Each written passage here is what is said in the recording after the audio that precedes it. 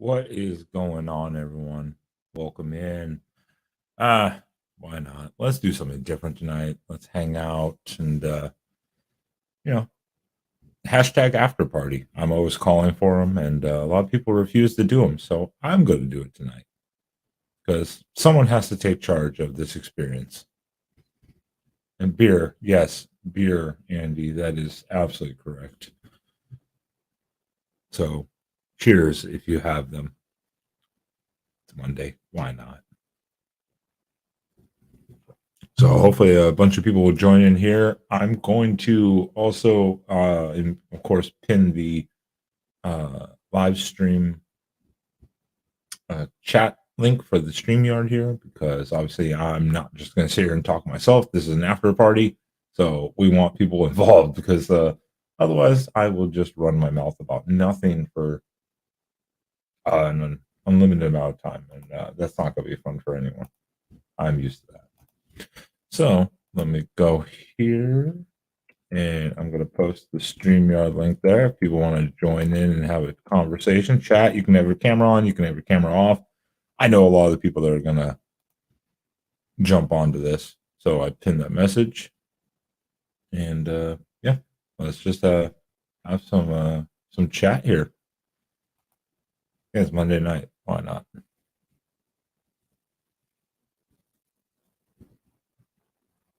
I do wish that Connor would come back here. He was in the chat earlier. Well, yeah, way earlier. And to my beaver brother, again, Connor, from a duck to you, Connor. Again, I apologize for your the misfortune that befell us all, so to say, since Friday morning.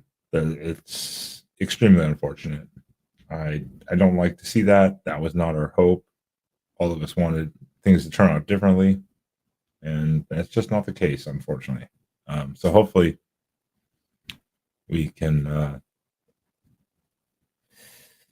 hopefully we can still move forward in a good way because obviously none of us wanted it the way it happened. But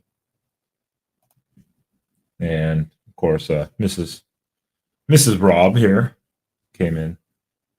She's not here now. Shocking.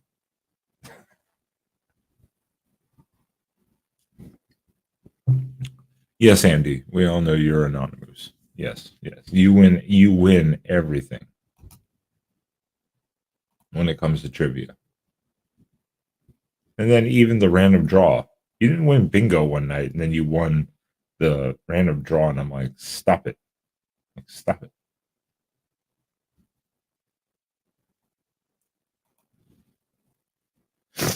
So again, I pinned the link there if people want to jump on and have a chat here about anything, everything. Just have a drink, whatever. I'm more than game for it. I just decided to do it for a change. Um, I even asked, quote unquote, asked permission to do it instead, and everyone's like, okay. So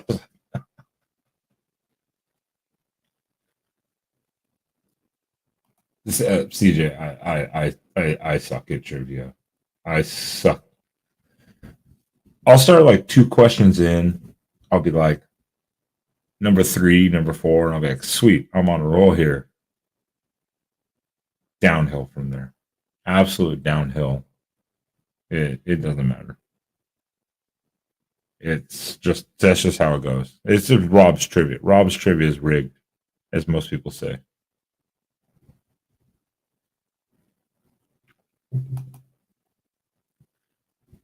Where were we in Mexico? We went to. I've had a couple too many drinks tonight. Let me see. I'll pull that up. We were in Mexico City, of course. We stopped there for like 4 or 5 days. Before that, we were in the Yucatan in Merida. Merida, sorry. For some reason, I couldn't remember the city. Merida, and then Mexico City.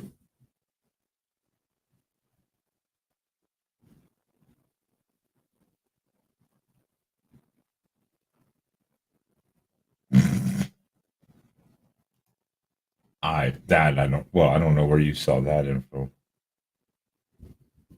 I don't know if you're talking about that president or another president. I'm not sure. Is it a different one, or am I thinking of this?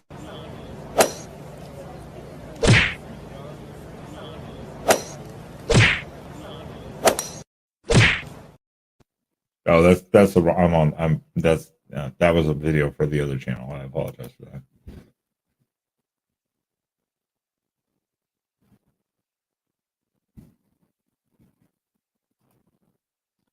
Ah, gotcha, gotcha. I was like, what stream were you watching? I was like, what? Been to Cozumel. Cozumel, Cozumel. I would have to Google that really quickly. I'm sure I have not. Um, oh, the island of Cozumel in Mexico? No. Oh yeah, no, we didn't. We didn't get over there. We did not get over there. We were in Merida. We thought about going to Cancun just to see it because we were already going to Chichen Itza, which we did. But Cancun is that tourist spot, and I'm not huge on that. And we thought about it briefly, and then we decided not to. Yeah, I'm looking at it right now on the map, Andy, and yeah, we decided not to. It was just too far with our schedule of the things we were doing because we were doing a bunch of cenotes too. So we just didn't have quite the time to set all that up, unfortunately. It was only like a 8-day trip. And then we were going to Mexico City also for 3 or 4 days. So we just didn't have time to do everything we wanted to. The unfortunate part of travel. Sometimes you just run out of time. I would like to go to an island though, like that. I actually would like to. Because we just did and this isn't supposed to be turning into a travel yeah, no, the cenotes are great. That's the one good thing. We did we did 4 different ones, 3 in one area and a fourth one on a different day. And outside of the amount of people at one of them specifically, they were all amazing. They're all still like beautiful because it's so different. But the really deep ones where you actually see where it goes into the cave system, that's even for me, which I actually want to do diving. Eventually, one day, I'd like to do some diving like that. I know it takes a lot of training, skill, technical diving, especially depending on how deep you're going. Obviously, there's a lot involved with it. Um, Looking down though and seeing like the blackness of where the cave starts, it's actually quite, I don't want to say alarming, but you're kind of like, oh shit. You see just blackness, you're like, uh oh.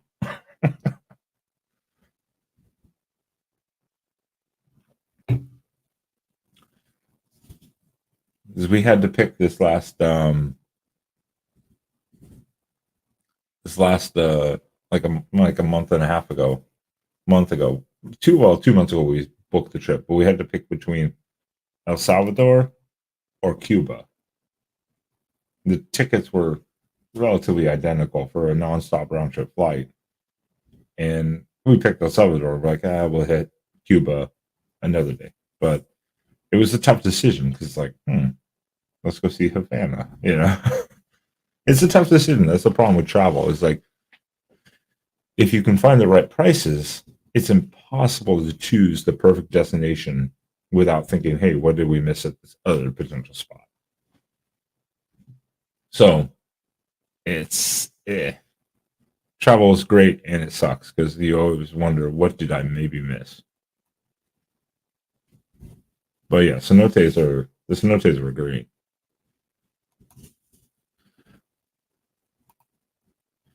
Well, again, the chat link is pinned, or it should be pinned here at the top of the screen. So if people want to jump on here and banter on about whatever, because again, it doesn't matter. It's a Monday night. Talk about anything. We can talk about travel. We can talk about whatever you guys want to talk about. This is not the necessarily the standard Exploring with Ben and Sam type of show. Can be about anything.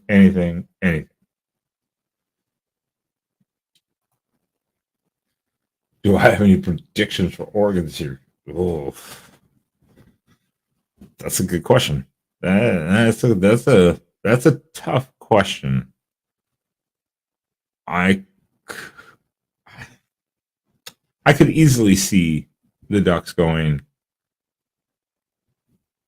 10-2 in the regular season, or 8-4. With because a couple of those games are literal toss ups. There's 2 or 3 games that are literally like coin flips. They're just toss ups to a degree for most people. So, depending on some lucky bounces here and there, I could see either way. I mean, I would like to say that we could go 11-1 and win the conference, then, but at the same time, you have to be realistic. This is going to be a weird freaking year. The emotions are going to be high for all the teams this year, because this is the last time we're going to play a lot of the teams. Obviously, not all of them, but or for the foreseeable future, anyway. So 10-2. Okay, yeah. See, that's fair. That's why I was like, I could see. I hope 11-1, but I could see 10-2. I could see 9-3. It's like I could see 8-4 again with some toss ups. I mean, that's totally fair. That's totally fair. TF is in the house with his annoying yo.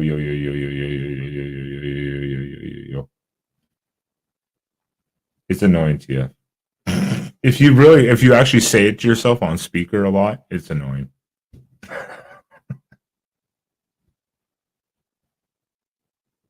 So again, someone come save me. The link should be pinned. If it's not, let me apologize. Let me do it one more time. There is the StreamYard link. Please, someone join in, have a conversation. Anything. This is an after party. We don't have to talk sports. We don't have to talk politics. We don't have to talk. We can talk about booze. I don't care. That's the point of the after party. I think it's pretty obvious. I've had a few. And I think most people here have too. Hence why you're up so late, for the most part, on a Monday night.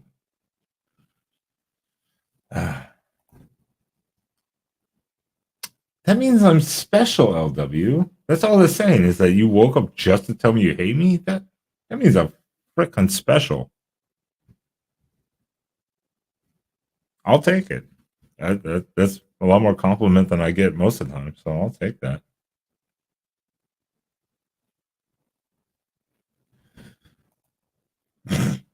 You're a yo-yo. But it's better than being a Yoko. I do wish Andy would get on. Is crap. What's the other stream? It's not Tiger Cat. Who's on the music review, right? The music stream. What is his name? I apologize. For some reason I cannot think of his name. Is he still on right now? I can't think of his name, unfortunately. I don't know why. My mind's gone blank.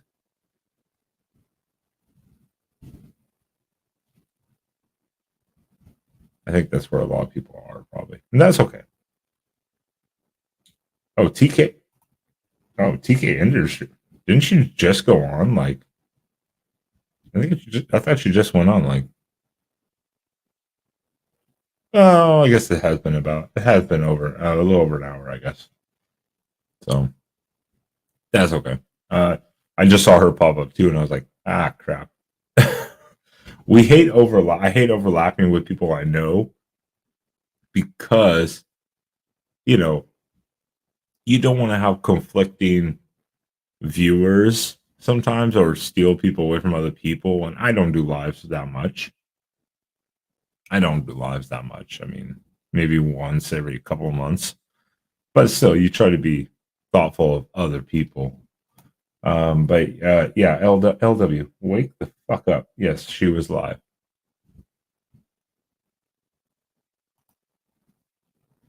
Oh, it was only 30 minutes. Oh, okay. If I thought she was on longer than that, but it was still only like at most like an hour at most that I saw because my thing shows her. No, it still shows her live, unless YouTube's screwing me. YouTube's screwing me. That's what it is. Yeah, that's what it is. Well, no, it still shows her live, but she's not live. Interesting. Interesting. I'm not posting that comment, TF. That will do damage. You know, some of us like to stay monetized. Just saying, some of us like to stay monetized. Doesn't mean I'm earning shit, but yeah, yeah. Take that for a second there.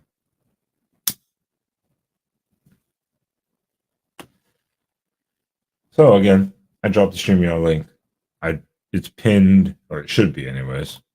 I have to pull up another stream to see if it's actually still pinned. Yes, it is pinned. So please, someone help me here. TF's making excuses about driving or something. So he's admitting to texting while driving.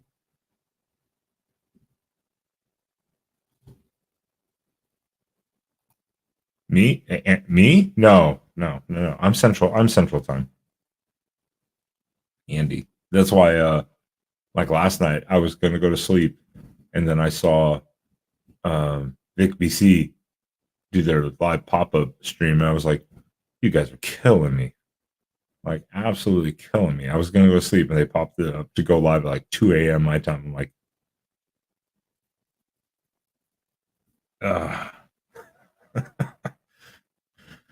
oh, you're good, Andy. There's no reason to be sorry. Yeah, no, I'm Central Time. I'm from Oregon, but now I'm Central Time. I've been Central Time for shit, like 16 years. The years I don't even think about it anymore. So Central Time is not a bad time zone because you get East Coast, West Coast, everything, you know.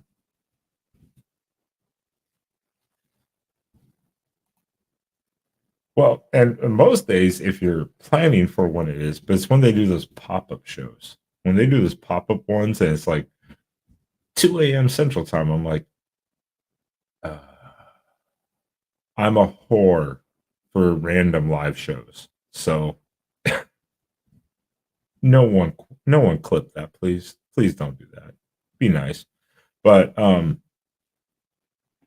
yeah, I have to I have to tune in at least for a couple minutes, and so that makes me stay up for like 30 minutes, 40 minutes longer. I'm like, damn it. I have a problem.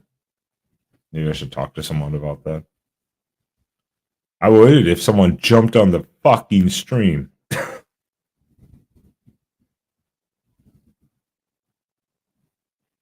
Get in here, Andy. Otherwise, it's just going to be me sitting here drinking beer until I have to go have a refill. And then there's not going to be anything happening. And that's unfortunate.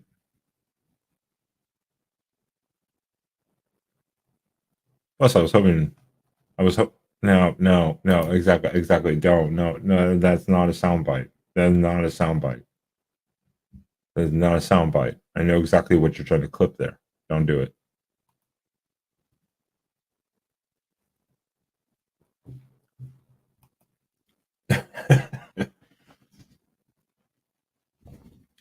Well, and I'll be honest, like with Andy, exactly. That's it. I grew up in the Pacific time, but I've been Central for so long that, to be honest, when I first met Vic, the Vics and stuff, I was like, I'd been to Alberta before, but then I forgot they were in a different time zone because they're not in Alberta. For some reason, I just associated them with Alberta at first, and I was like, "Oh yeah, BC, British Columbia." My mind was blank when I was trying to think about that at first. I was like, "What the hell?"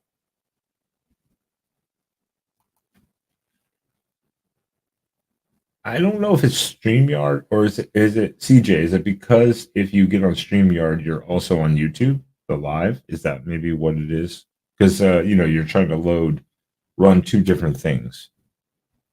Um, that actually used to happen to me with the old laptop. I still use my other laptop, but I have this new desktop for the last like 5 months. My other desk laptop, it would start lagging. Like if I had two screens running at the same time, like a live show and a StreamYard, it would start lagging badly, and I couldn't run them both at the same time. So it might just be, yeah, the laptop is just slowing down. I don't know. Could be part of it.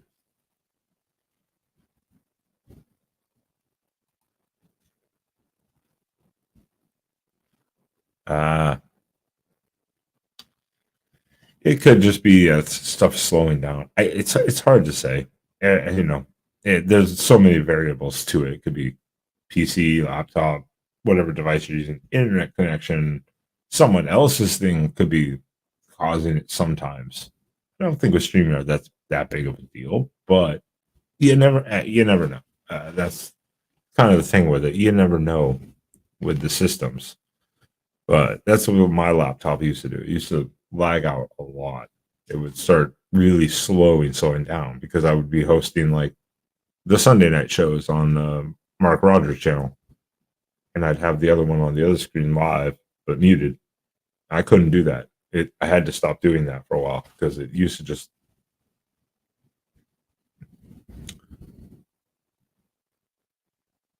what? What? Why are you why are you confused by the guitar? What is it? Are you asking me what a guitar is or why I have a guitar? You need to clarify that type of question, Andy. This, or is it because it's electric and not an acoustic?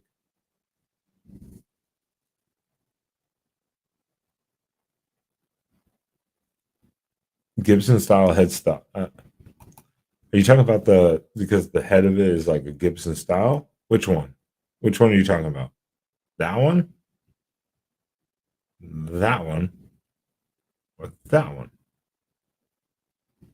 Although most of the time you probably don't even notice the one behind me, to be honest. What is lamp? I don't know. Explain it to me, LW, please. Come on here and explain it to me. The link is pinned. I've dropped in the chat a couple times. Come, please explain to me what a lamp is.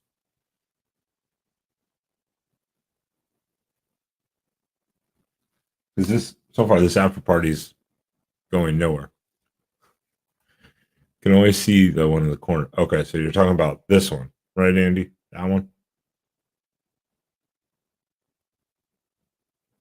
I just want to make sure you're talking about that one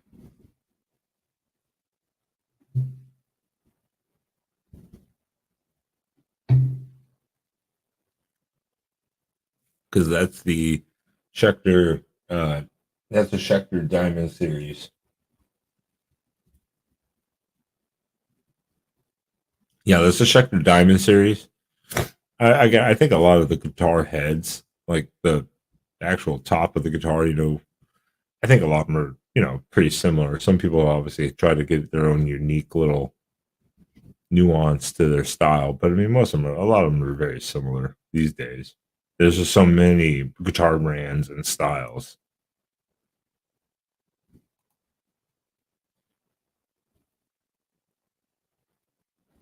He's only 88. I thought, well, fuck me. I thought Corso was actually a little older than that. Maybe nowadays, he's just been around for so long that he feels like he'd be older than that. But at the same time, I guess that's reasonable. Also, it's the way that he's unfortunately looking health wise. Health wise, he is not. He this last year, of course, he took kind of a backseat to Pat McAfee, and yeah, and unfortunately, you started to see it this last year.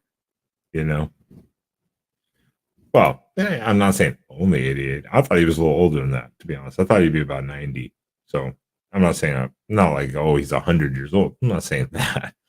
What I'm just saying is that he's you started to see his decline this last season. If you watched Jim on College Game Day, when he would I just watched it for his picks, but he wasn't even there most of the time. He just did some picks, and even then, you were like, "Oh yeah, yeah, he's starting to go down. He's not going to be able to keep up. Unfortunately, more than one more season at most. But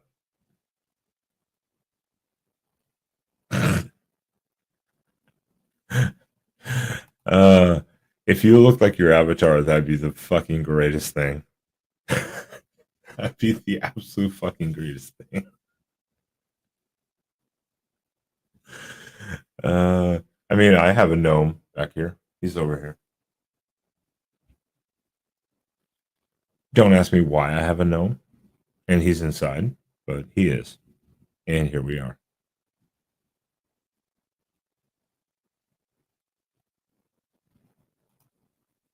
Look at the hat. Jesus.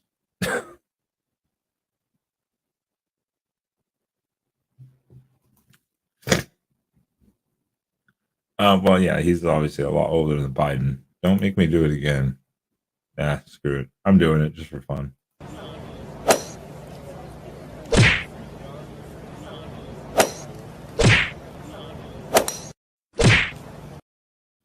I have to. I love that so fucking much.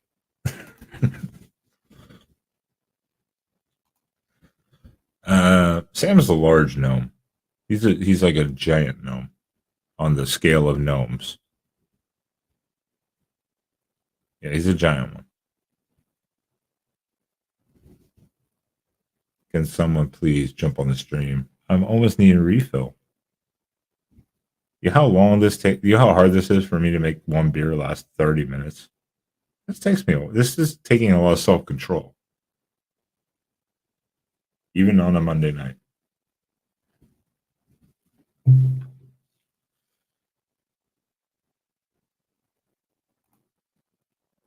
Oh, the sandbag. Oh, yeah. Hold on. I don't think I have to worry about copyright on this. I don't give a shit. Some people are always in a hurry. They run when they could walk, race up steps when others take it slow. When Joe Biden's president, America is just going to have to keep up. Eventually. Now driving President Trump.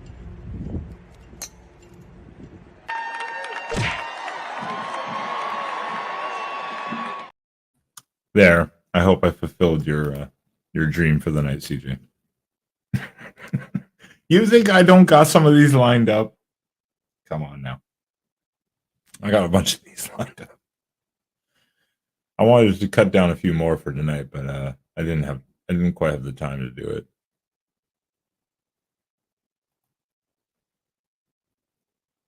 See, Andy brings up a great point. This is something I used to do in the videos. I think a couple times at first. I used to put our names below the screen so that people knew I'm Ben. Sam is the other guy. I'm Ben, but yeah.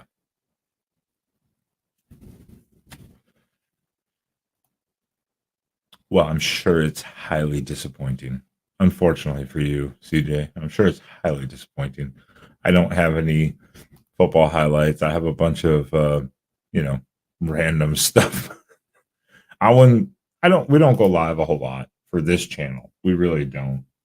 Because this channel is not football oriented. It's not politic oriented, But I said, hey, take a little something different once in a while. It's all good with me. Hey, LW. You know what I think of that? You're right. Fuck you.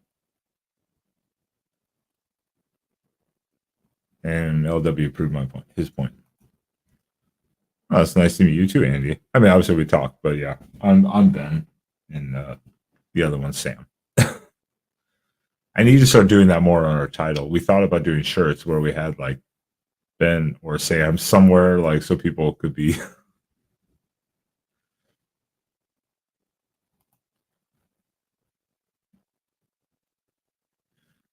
More of a video YouTuber. Yeah. Oh yeah, yeah. No. Yeah, we're not live stream. I don't do live streams like at all. It's more. It's becoming a little more not. I don't want to say short oriented like in the YouTube Shorts, but yeah, it's definitely much more. We film, then I edit the video, which the editing is not even like extreme editing. We just cut out the kind of some of the excessive walking around places type of things. So yeah, it's much more actual video editing wise.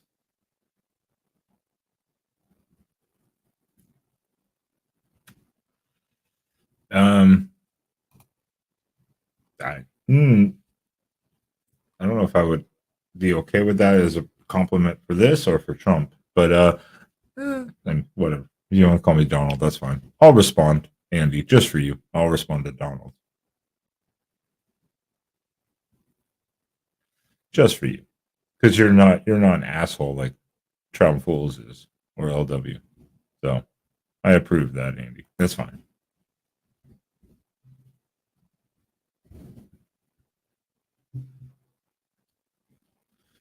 Oh, what do we got? Is there anything going on tonight at all? I mean, it's a Monday night. What not much happens on Monday nights. It's Monday and Tuesdays are kind of boring nights. It's unfortunate. And lately, even Saturday nights have been pretty boring. Like no one's been going live on Saturday nights the last couple weeks that I've seen. I mean, obviously there's people live, but not that many. And it's kind of been boring. Been disappointing.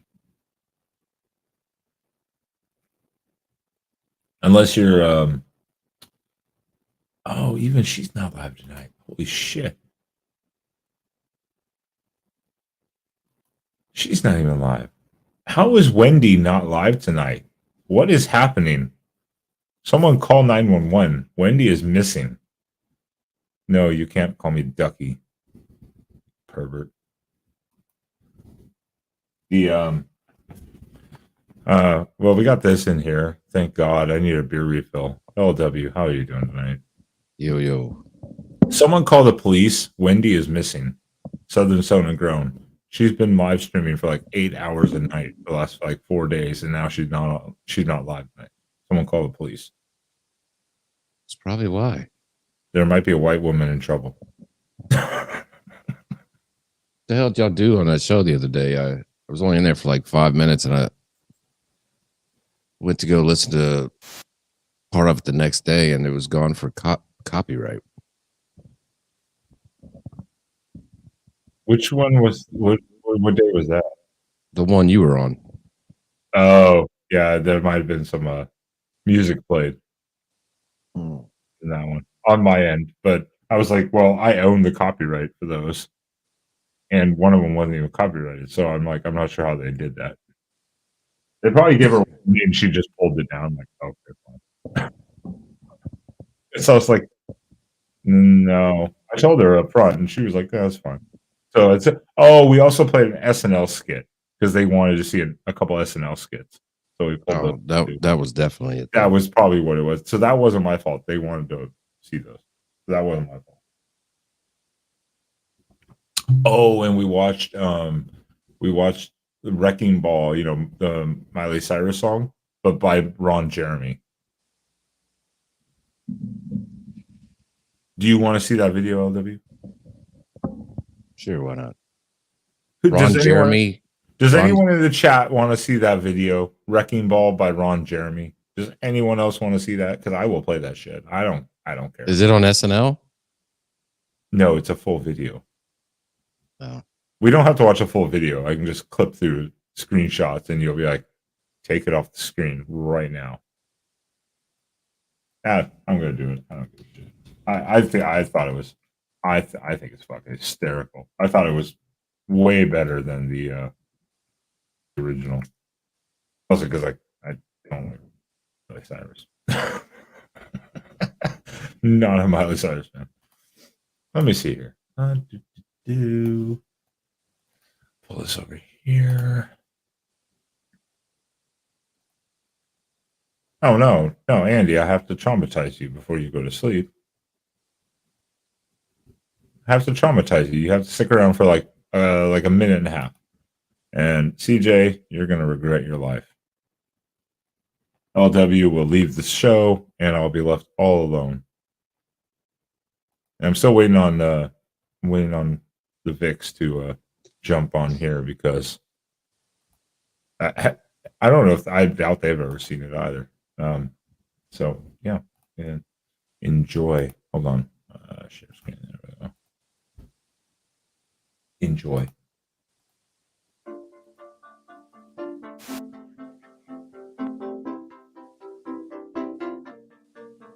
We clawed, we chained our hearts in That is not the right video. That should not be her voice. That shouldn't be her voice. Well, there's two. When you pull up, it's actually hard to find these days. It actually is hard to find. I was surprised I found it the other He day. actually pulls up his Ron Jeremy. There we go. No, this one's actually hard to find these days. It's gotten a little difficult. There we go. I don't want to disappoint Trumfuls.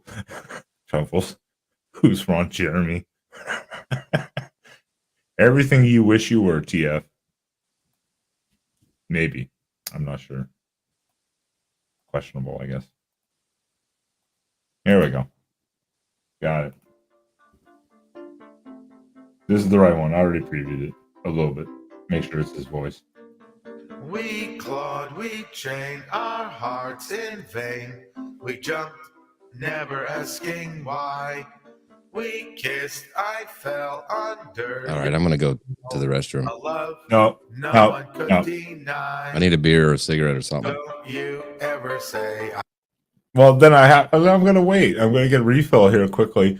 And then before we get to the climactic shit, because I don't want to disappoint Vic BC. They're like, I don't know about this. Like, just wait. Just wait. Well, they're smart people. Well, one's Canadian and the other one moved from America to Canada. So I don't know about that.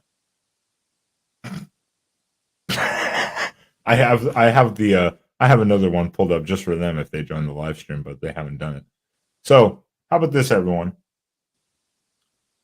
5 minute intermission, so LW can go play with himself. I can get a beer refill, and then we will, as Traumful says, wait for the climax. And Ron Jeremy. Good God. That's the money shot of the Traumfuls. That's the money shot. All right. Literally 5 minutes. So right now it's 12:24. I don't have any cool overlay to use, or well, do I have it? Hold on. Maybe I do have a be right back overlay. No, I don't. God damn it. I should totally get one of those. I should make one of those. I'm going to use this as for the other one. We are on commercial break. We will return in 5 minutes.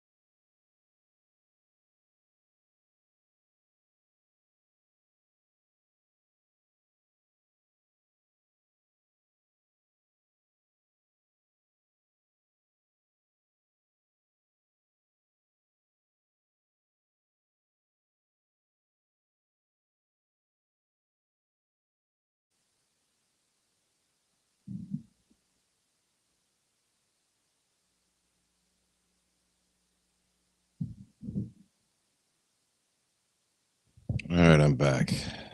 Unfortunately, my battery didn't die.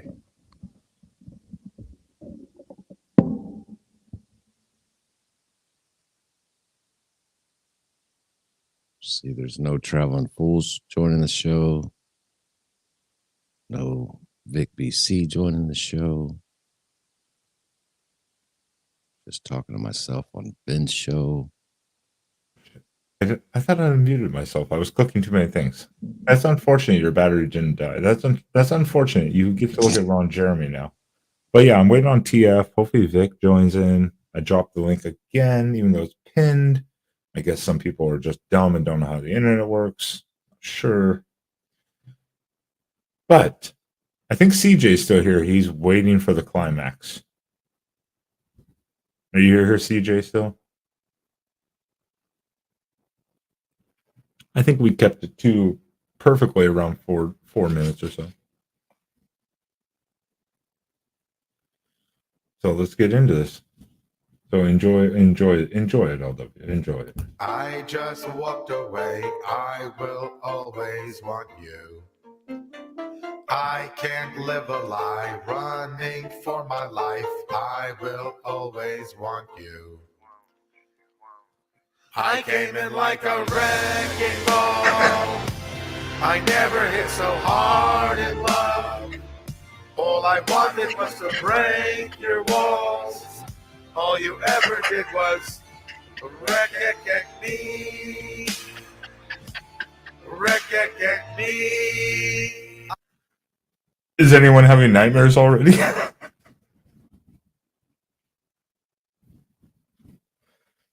It doesn't get better. It doesn't get better. It doesn't get any better. Oh, the LW. I think LW purposely broke his phone. So Well, I'm glad you said, hey, LW, come up on in here. As soon as I get in here, let's watch a Ron Jeremy video. Okay, we can continue. I put you high up in the sky, and now you're not coming down. It slowly turned, you let me burn, and now we're ashes on the ground. Don't you ever say I just walked away. I will always want you. I can't live a lie, running for my life. I will always want you. I came in like a wrecking ball. There we go. That's a good screenshot. That should have been the thumbnail for the show.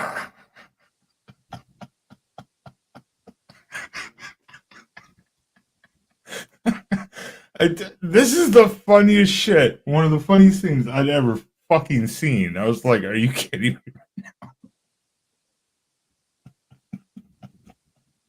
I'm blocking Traveling Fool's number. He texted me, said Ben is live.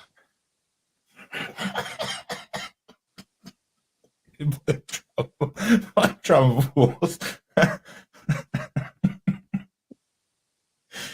It shows me it's not flattering, but hey, give him props at least. I mean, this was obviously even years ago. Oh God, I couldn't even imagine him doing it now. It'd be even worse. But the man, at least the man is out there just like, whatever.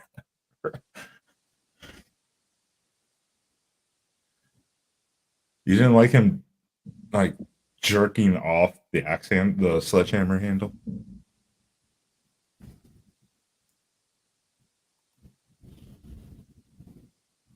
All right, no comment. Let's continue. I never hit so hard in love. All I wanted was to break your walls. All you ever did was wreck me. I came in like a wrecking ball. Yeah, I just closed my eyes and swung. Left me crashing in a blazing fall. All you ever did was wreck me. Yeah, you wreck me. I never meant to start a war. I just don't know what's going on with his fucking belly button. I'm very confused. If I get the right pause on his belly button, it's like it's trying to give birth to a penis. I'm not sure, or balls or something. I'm not sure what the fuck is happening with his belly button, but it's just so disturbing. That's like kind of draws the attention away from even the jerking motion he's doing here. I'm trying to avoid copyright, hence why pausing. I apologize. I wish Mr. I just Duggar was in wanted here. you to let me in. And instead of using See? force, Oh, what's going on here? I guess I should have let you in. I never meant to start a war. I just wanted you to let. See? It's like it's trying to give birth. I'm not really sure what's happening here. I don't know if he had a hernia before and they like blew out the belly. I'm not sure what the hell happened. Too many orgasms. I'm not really sure what's going on there. You're a medical professional, LW. Can you explain this to us? Oh, I'm not looking at my phone. I'm just waiting for the music to stop.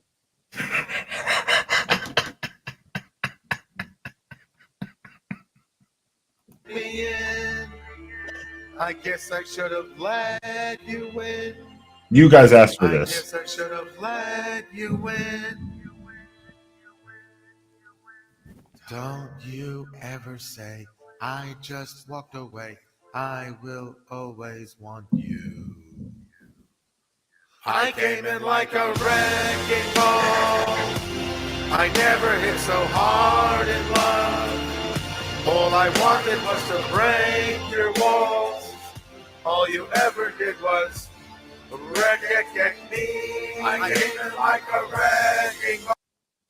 All right, I'm gonna stop it. I'm gonna stop it there. But I should do that little. I always wanted you. I should do that and make that a video intro from now on. I'll stop it now. Some people are getting traumatized over here. You'd hate to see my TF. Your search history is probably the most frightening of all of ours, to be honest. To be absolutely perfectly fair.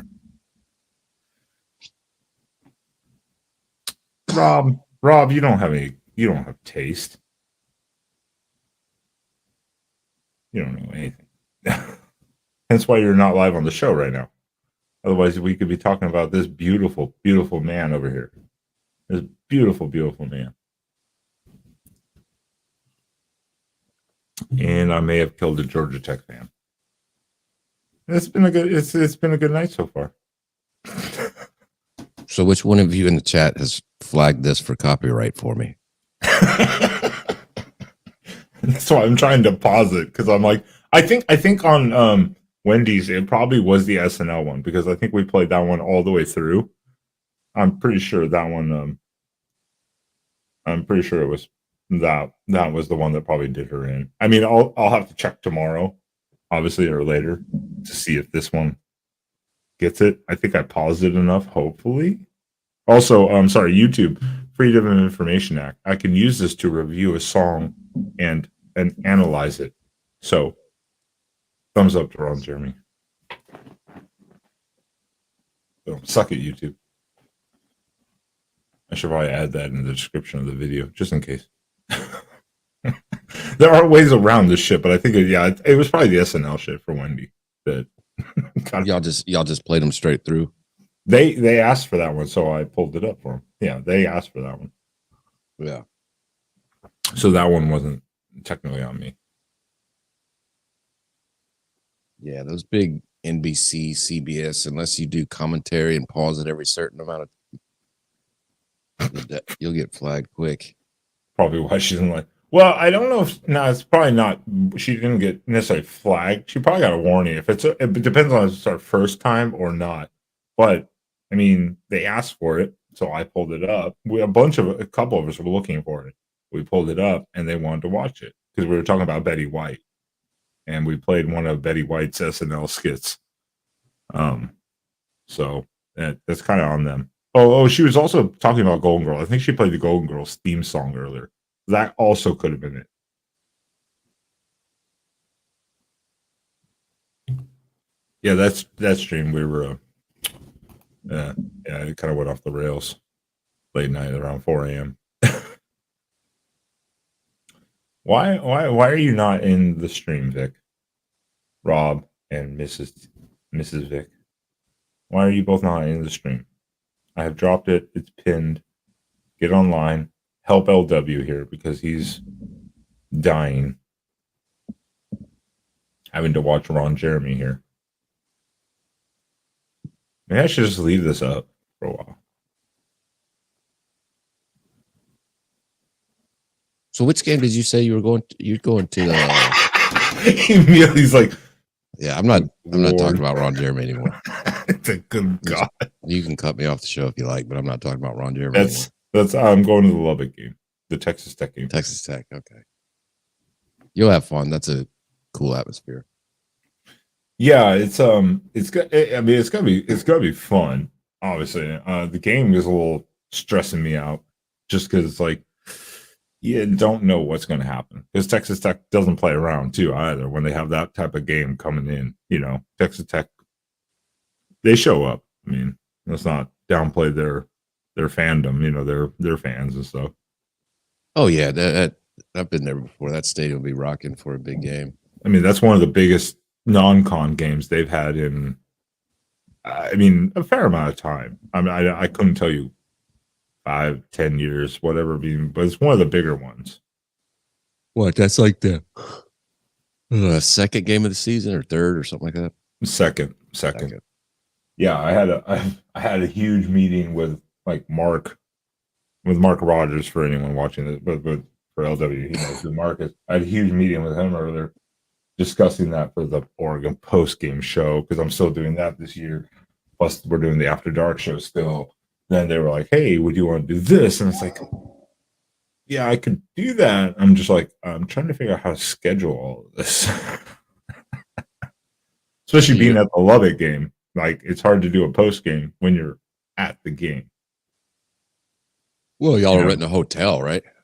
Yeah, we have an Airbnb where it's all rented out, but the point is, I have to go back to the Airbnb, then do it. So either I have to wait to schedule it or schedule it before the game, and then hope I make it back on time. Because of course, traffic, people leaving, whether you can get an Uber or Lyft, however we're doing, we have a rental. But there's a bunch of variables to it, and and Mark was, he's always like, "Hey, if you have to do it the next day, that's fine. But the best time, of course, is after the game." I'm like, "Yeah, it just depends on when I get back."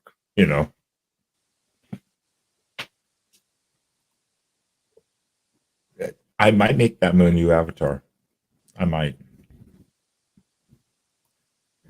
And to Ron and Jeremy, no, he's not on the screen anymore. So now you have no excuses not to join the show.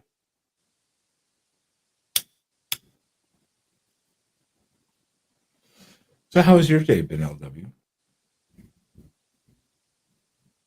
Oh, good. Just hot as hell. Other than that, pretty good day. Yes. It's been hot as hell for at least a week. Like extremely hot as hell. Yeah, it fried my thermostat. My thermostat jumps up to 80, and it's like, no, we can't handle this. Our apartment keeps sending emails like every week, like, hey, reminding you, like, hey, please try not to keep your AC lower than the, most ACs, they say 20, 25 degrees tops because, of course, they freeze up. So they're like, don't set it lower than like 78. And me and Sam were like, fuck that. Yeah. We have a 70 to 72. 72 at night, 71 during the day at least, or 70. Like, fuck that. I mean, it's supposed, for the next like 9 days, it's like 102, 103, 101, 102, 103. It needs a rain. And I've been watching the weather, and it's like, it's not going to rain. Now that doesn't mean anything in the Houston area. The Houston area, it can rain whenever the hell it wants, just randomly. But yeah, it's like, I'm like, no rain in sight. Great, because that's what we need to do. And no, CJ, I'm sorry, I torched your mind. You're welcome. So no. That is true about Houston. It'll rain whenever the fuck it wants. Yeah, I looked at, just like the last time, not the last time it rained, but the last big storm that we had. And I don't know if it went GR exactly, Houston is so weird. It didn't show any rain for like 3 or 4 days. And then like that night it was like, boom. I'm like, yep, that's about right. Yeah, the street in front of my neighborhood flooded one day. when they had 0% chance of rain that day. Not even 10. Yeah, that might have been kind of one of the days where it was like no projection at all, and then all of a sudden it was like, hello. Well, like CJ just said too, we had thunderstorms, lightning was rough. We had, in my area at least, we had lightning like a week and a half ago, but no rain. I heard thunder, even a lot of lightning, no rain at all, nothing. I was like, this is bullshit.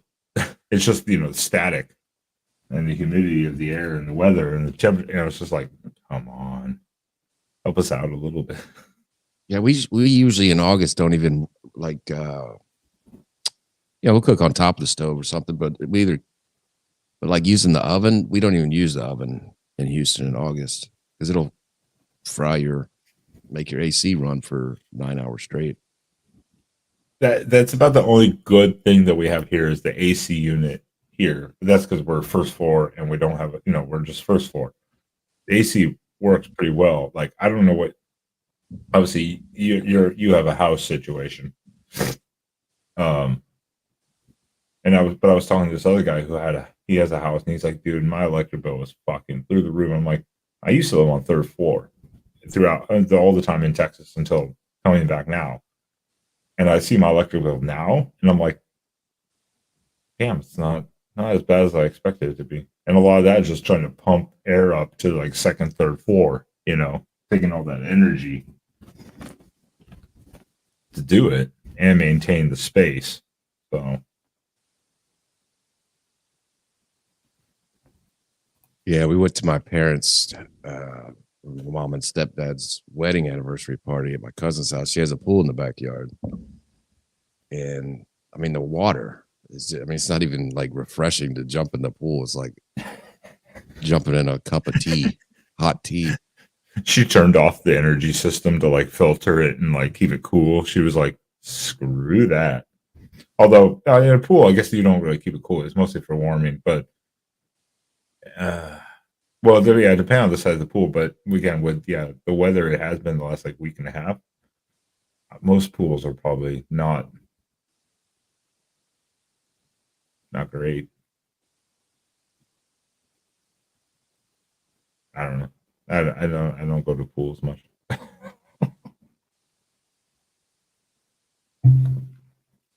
Uh oh. We might have a hookup situation here. Hookup. TF was down by CJ. CJ's like, how far are you from me? Uh-oh. Yeah, we talk about anything on the show. If you haven't noticed. Including Ron Jeremy.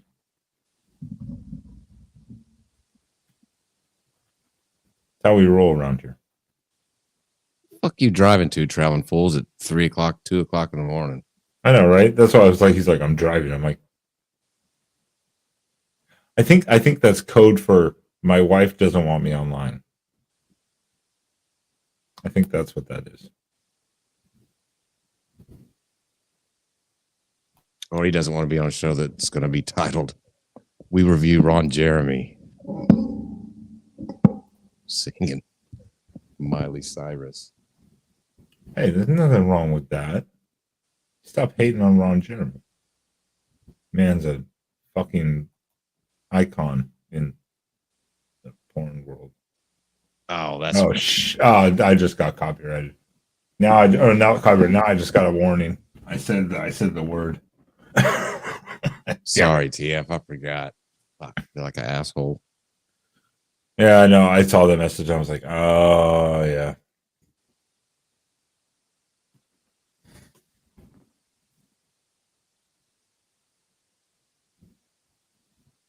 But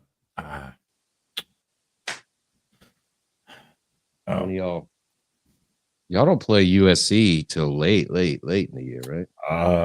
USC is November. Oh shit, November 9th or something like that. Yeah, it's later in the year. The last half of the year is pretty. Last half of the year is pretty brutal. It's like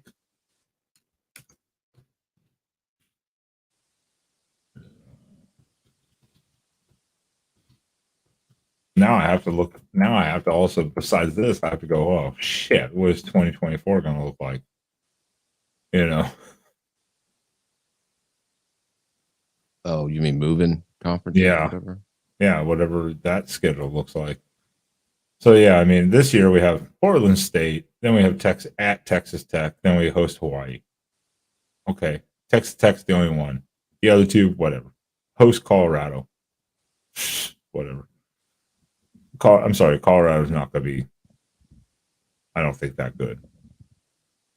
It's going to be a lot different when next year's schedule. Oregon at Indiana. Dude. Yeah, I've told people, it's like, you think I'm excited about Oregon at Rutgers? Yeah, Who gives a shit?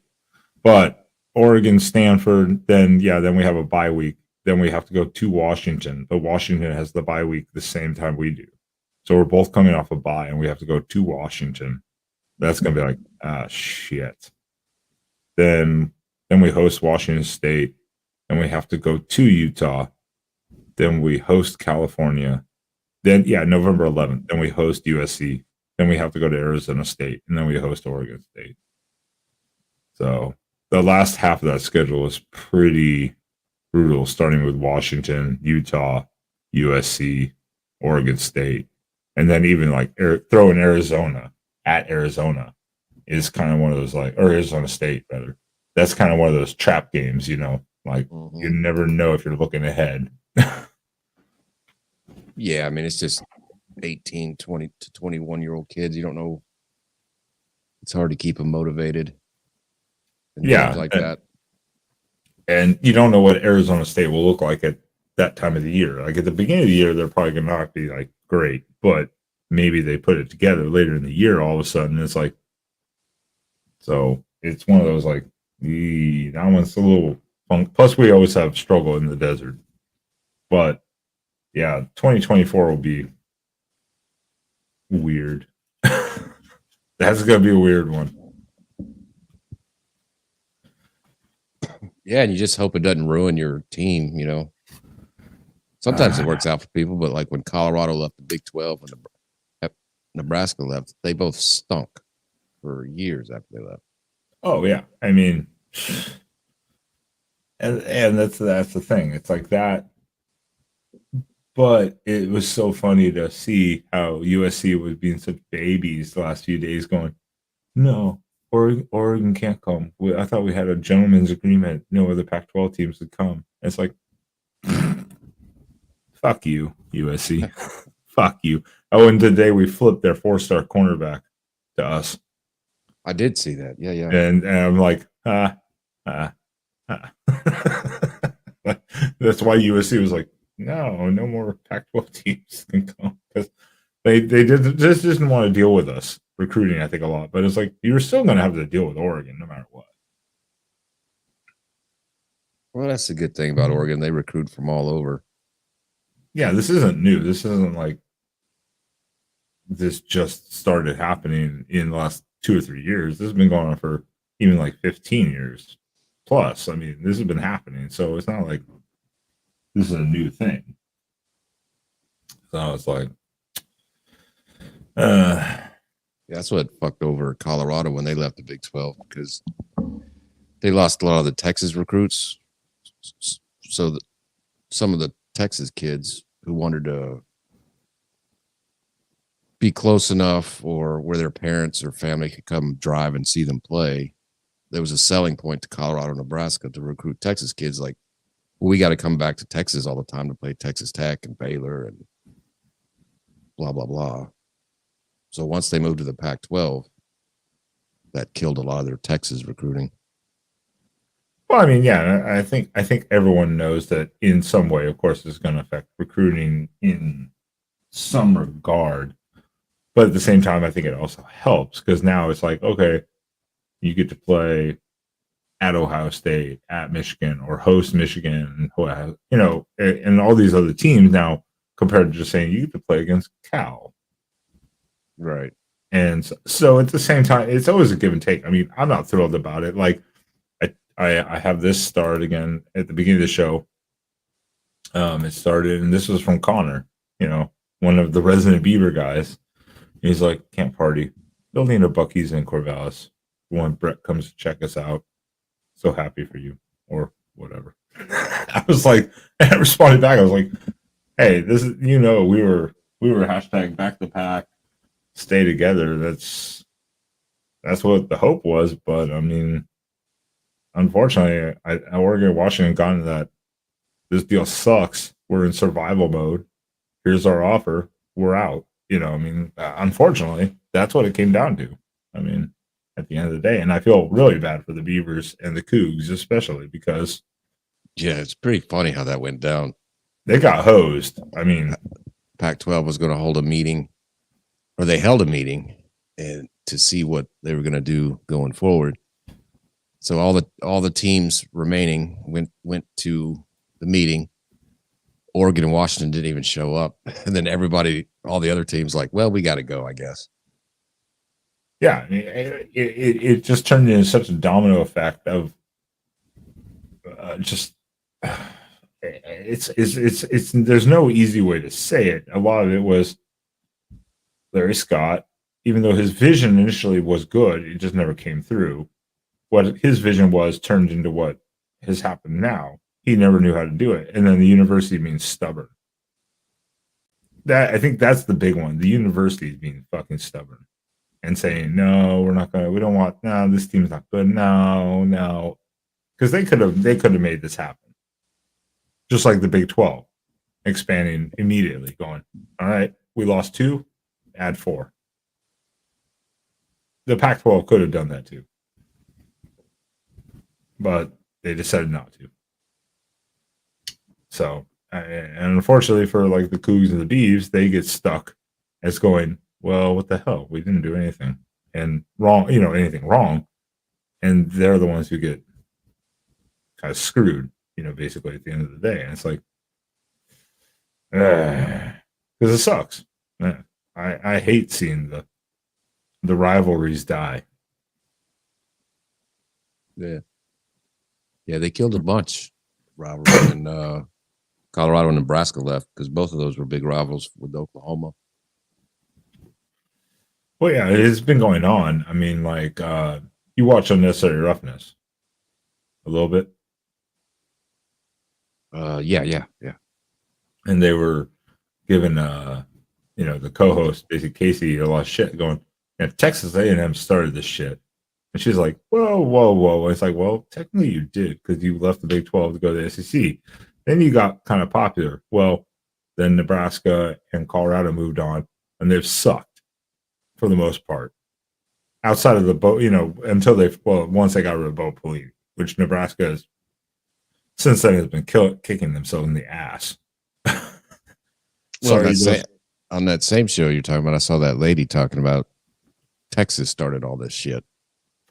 Well, and it started the new movement now with Texas Oklahoma going, and then she was saying back in the day when they started their they got with ESPN and started the Longhorn Network. Yes. Yeah. The other schools got pissed off and like, well, we're out of here. What about us? Well, that and there was another good couple of podcasts talking about like the Pac-12 going. Originally, Larry Scott, when he started in 2009, 2010, he wanted to add Oklahoma, Oklahoma State, Texas, and Texas Tech. He actually that was his vision for the Pac-12. But Texas had the Longhorn Network, and that fucked everything up in the long run because they were like, well, we're not giving this up. And, Pac-12 was like, well, we're not buying that shit. Yeah, and it was a big failure, the Longhorn Network. Exactly. So actually, Larry Scott in the Pac-12 would have maybe started it, but the Longhorn Network came in the way to a degree and stopped all of it. And, well, now the Pac-12 is dead, basically. So it's kind of funny how you look back at the years past and go, it's done by ESPN. I mean, a Longhorn Network. I mean, it's just for Longhorn fans, and the Longhorn Longhorns are in a state with how many schools?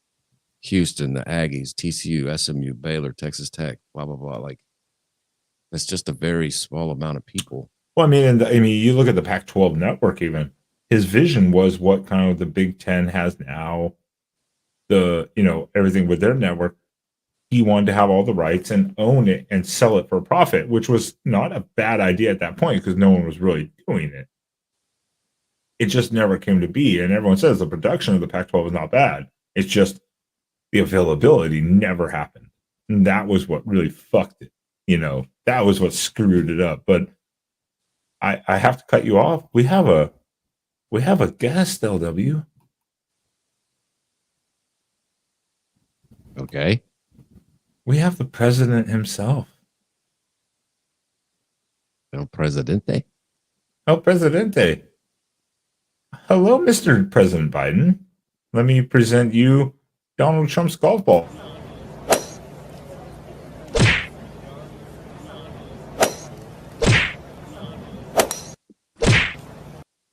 It still never gets old. I don't care. It still never fucking gets old. I can watch it like a million times. It'll never get old. I thought you meant somebody was joining the panel. I didn't know it was just fucking Joe Biden in the chat. No, I know. I've been offering people to join, but they're not. Yeah, What a big disappointment. Ouch. That hurts, LW. I expect better from you. I thought someone else would join on. I thought CJ might jump on. I thought the Vix might jump on, at least for a few minutes, but they have been silent. Old Joe, he's up for his midnight pudding. Or a diaper change. I wipe my ass. I wipe my ass. He 100% said that. Hold on. Hold on. Who is this? Hold on. I have to also somewhat protect my brand here. My brand. I say that very loosely. Who is anyone know Kareem? Do what? Kareem? Abdul Jabbar? Maybe. I don't know Kareem. I don't know. Someone tried to jump on here, so fuck it. Let's bring him on. Why not? Well, I'm Kareem. Why not? I'll kick him off immediately. Wait, go sideways. You might want to kick it off. Nigger. Yep. There we go. Why would you even do that? Yeah. I didn't even see it. I just heard the N-word. What was the video? It was muted as shit. YouTube, we don't promote that type of stuff, and I don't want that stuff on here, period. So this already got copyrighted, I'm sure. That's why I was asking. I was like, does anyone know that? And I must not like it because President Joe Biden came in, because immediately as soon as President Joe Biden showed up, they showed up. It's also... Why would you pull it up like that? Is this an Edward stream? Hey, it might turn into one of those DF. You stick around for the excitement. No, that Edward streams. No, God, no. Is Edward still streaming live, or is he still not able to? No, he streams all the time. Does he? Why is my shit not showing him anymore? Because it's a new channel. Probably not sub to it. Well, also sometimes when you have so many things, it doesn't show you everyone. It can't keep up with it. What's his new channel? I don't want to necessarily promote it, but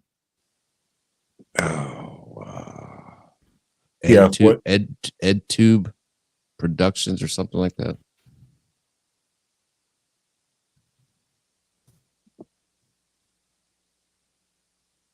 Yep, there it is. There it is.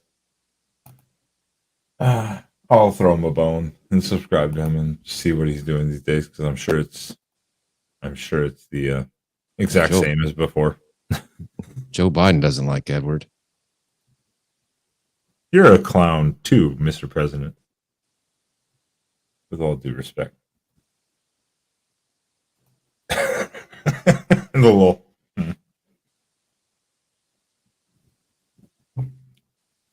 Well, everyone, it is 1 a.m. Central Time here. Unless you want me to show you Ron Jeremy again, or someone wants to jump on here in the next couple of minutes, this might be the end of the stream. So if someone wants to jump on, please, by all means. Link is pinned.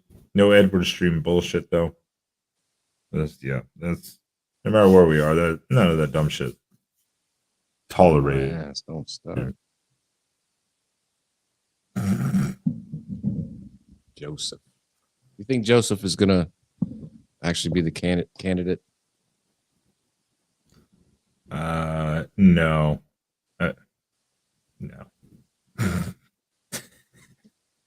If he is, they know they're all screwed. Mr. President, you are losing to a former president that has 4 indictments against him. And you're still down in the polls against him, even head to head. So you're screwed.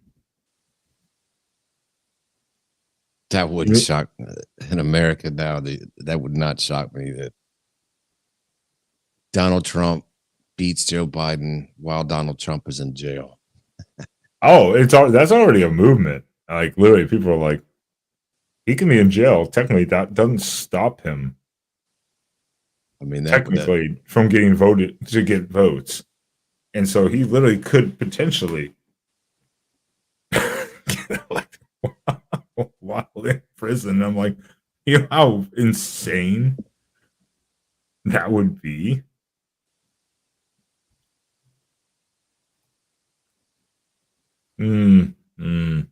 All right. I mean, okay, it's all right to be a little. It's all right. It's all right, Mr. Biden. You can be a little cocky. That's fine. That's fine. You have to be. Wow. Middle kid showed up to it. That sounds kind of rude.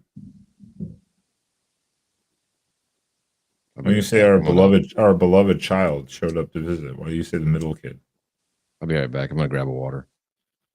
Do I need a commercial break? Because I'm out of beer too. All right, we're going to take anyone who wants to jump on the stream again, I posted it. It's pinned. Here it is again, just for the fuck of it. We're going to take a quick commercial break, and then I'm going to post some more Joe Biden funny videos. The in-betweener seems like always the forgotten child. So, yeah, no. Hateful people. Anyway, there's a link. Jump on the backstage. We'll be back in just a moment. That's not what I wanted. Jesus, I need to get better at this. Where's the overlay? There it is. We'll be right back.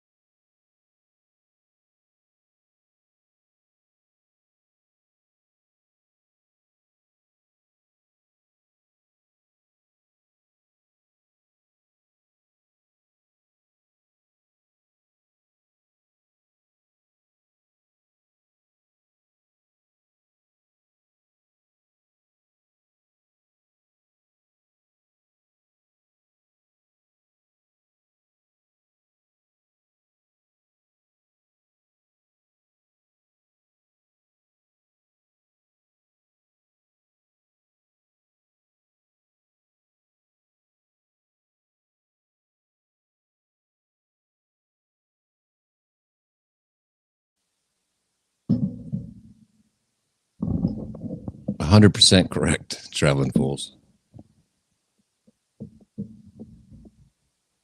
Captain Obvious.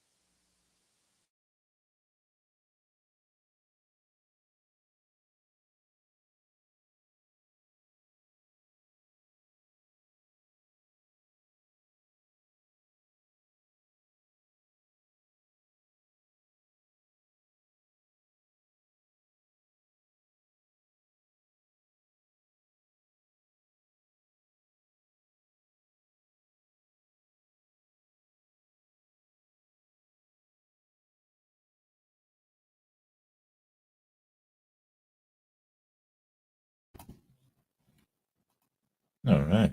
Now we are back. Apologize about that.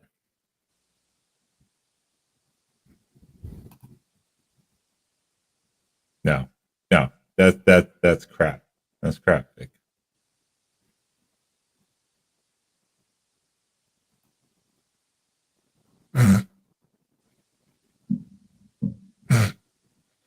Is TF stuck behind himself? Is that what he's talking about?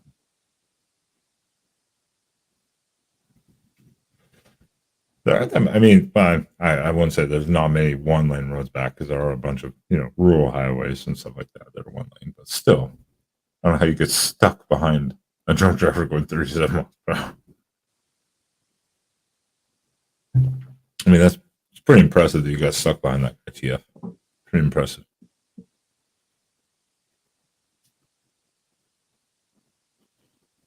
I got behind a drunk driver one time. We were pulling up to the light. You know where like Mason Road, an I-10 is that? Vaguely. Yeah, on the west side. This is a long time ago. So we exit the ramp and we come up to the light, and there's a truck already sitting at the light. So this lady, she barrels into this truck and knocks this truck to the other side of the road. And she takes a right like I'm taking a right. And her piece of shit messed up car pulls into the gas station. I pull in and I'm like, "Are you all right?" And she starts yelling at me, asking me why did I hit her when she just barreled into a truck. And she was drunk off her ass. And she started telling me she's going to call the cops. I'm like, whatever, lady. I'm out of here. You and your jacked up leg. I like the jacked up leg comment at the end. Like just that little extra piece of information. Yeah, she pulled in the gas station. She got out of the car and she fell down because her leg was all jacked up. She stood up, started yelling at me. I'm like, all right, lady. I had never seen, think of gas stations. I had never seen, you always see all the videos of people driving around with the, the gas nozzle in the gas tank, like they drove off with it. And I was like, how do people do that? Like are you legitimately either that drunk or are you just stupid? I'm still not sure. Oh, I've had to help probably 2 or 3 times in my life. I've had to help a lady who's trying to jab the diesel thing into her gas. But it, it's a little bit bigger, so it's not. And I'm like, that's the diesel. You need gas. Well, because I had to bring it up when you said gas station because I have been in East Texas. I can't remember the exact little town it was. I should remember this. It's been a while since I've been over there, so for some reason my mind is like when you first come in Texas. There's a couple towns right there, like coming from like say New Orleans, like on the main highway. There's a couple towns over there, like Beaumont, but it's one of the first towns on the border. And I stopped and I was getting a coffee drink, just a coffee drink to have to continue the drive back to Houston at late night. And this person next to me was like on my way. I got out and they drove off and literally ripped the entire thing off the fucking gas pump. And I was like, holy shit, I actually just saw that in person for the first time ever.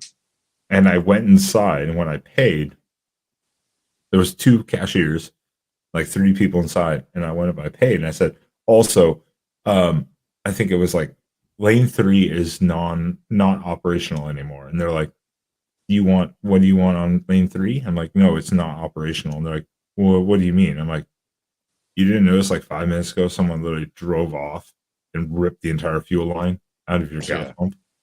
Like you didn't fucking notice. Yeah, when you live in a county that has like 5 million people, you're bound to see crazy shit all the time. Well, that's it. This wasn't Houston. This is like the far town, east. Yeah, this is the far east Texas part. That Houston is full of fucking dipshits and assholes lately. Like you have 3 lanes. 2 lanes for going straight, 1 for turn, and the guy pulls up and is just like, I'm going to turn anyways. In the middle of the lane, I'm like, dude, get fucking line, fucking asshole. Or if you made a mistake, just go forward and turn around. I mean, I've seen that so many times in the last couple of weeks. I'm like, I fucking hate people. Yeah, before COVID, I had I had to meet a customer for launch down on the south, kind of around, where Reliant Stadium is. Yeah. So I'm barreling down 59 at like 80 miles an hour. And I'm in my truck, so I'm a little bit higher than this car, but the car to the left of me veers into my lane, and I we're going 80. And I have to swerve, nailing my horn. And so I go up beside him, and he's going 80, both hands holding a cup of noodles, eating with a fork, and he's steering with one knee, going 80. Well, he's still doing it, or he's dead now. One or the other. I mean, I'm sure he's probably dead now. But. Yeah, the things people do. I mean, you can say everyone makes mistakes. Everyone has their kind of dick moment when they're driving. They'll have to make a last second cut or whatever. But it's like, this is like literally the most belligerent fucking bullshit of, oh, I'm going to literally cut you off. Then I'm going to turn out of the lane. I'm going to speed past you. Then I'm going to cut again. And you're like watching this. You're like, how the fuck do you have a license? How the fuck do you even have a license? And then there's people like, someone makes one mistake driving, they get caught. So these are the people that never got caught doing any of this. Otherwise, they'd probably have like 20 tickets on their record. I'm not talking about myself in the sense of one mistake, but and it's fucking like bullshit. It's like, these are like legitimately like people that should not be driving, period. Oh yeah. And you have, Houston has, I think, the most people from different countries in the country. And you have people just got here where, they don't even have fucking red lights. And they're just hopping in the car, driving around. Yeah, well, I mean, that's what I've been watching lately. It's like I just witnessed it. And I'm like, I mean, have I had a speeding ticket before? Yes. Over a decade ago. And these are people that probably have one like almost every week, or lane violations, traffic violations, cutting red lights, everything. And just adds up, but no one does anything or no one sees it. And I'm like, that must be nice. Like at the grocery stores or Walmart or Target, whatever the fuck, you'll see the cart guys, getting up all the carts, and they'll be pushing the big line of carts into the store. I saw this lady. She couldn't have been a day under 1,000. And she comes through the parking lot, and she just crashes right through the middle of them. Oh, God. And she just keeps on going. And then I see the opposite here in where we're at.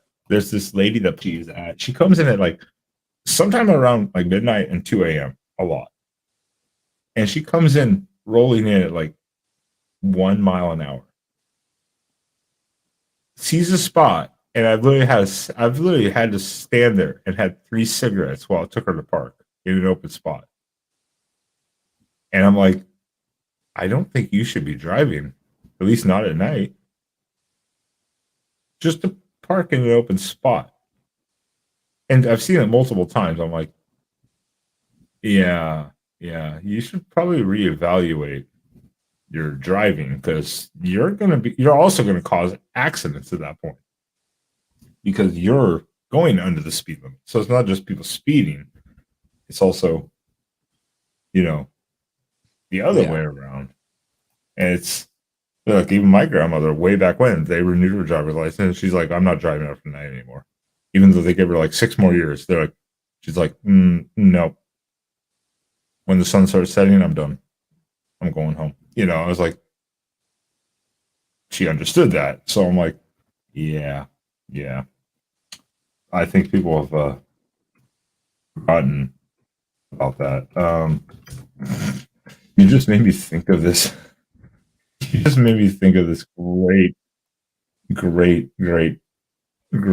channel. This, Is what?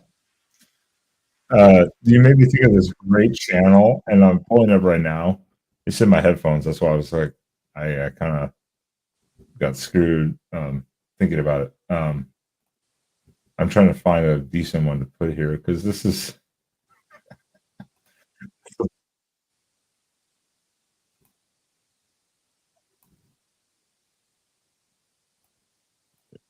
Have you ever seen that? Have you ever seen this channel? I was trying to find a cut down, but there's not many cut downs that I can find. Well, what is it? I mean, I don't know what you're talking about. You were talking about the woman who ran through shopping carts. Oh, you're talking about cart narcs? Cart narcs. Yes. Yeah, that's great. Fucking amazing channel. I mean, just so simple, so stupid, and people get so pissed. He's like, "Who are you with?" He's like, "I'm with Cart narcs."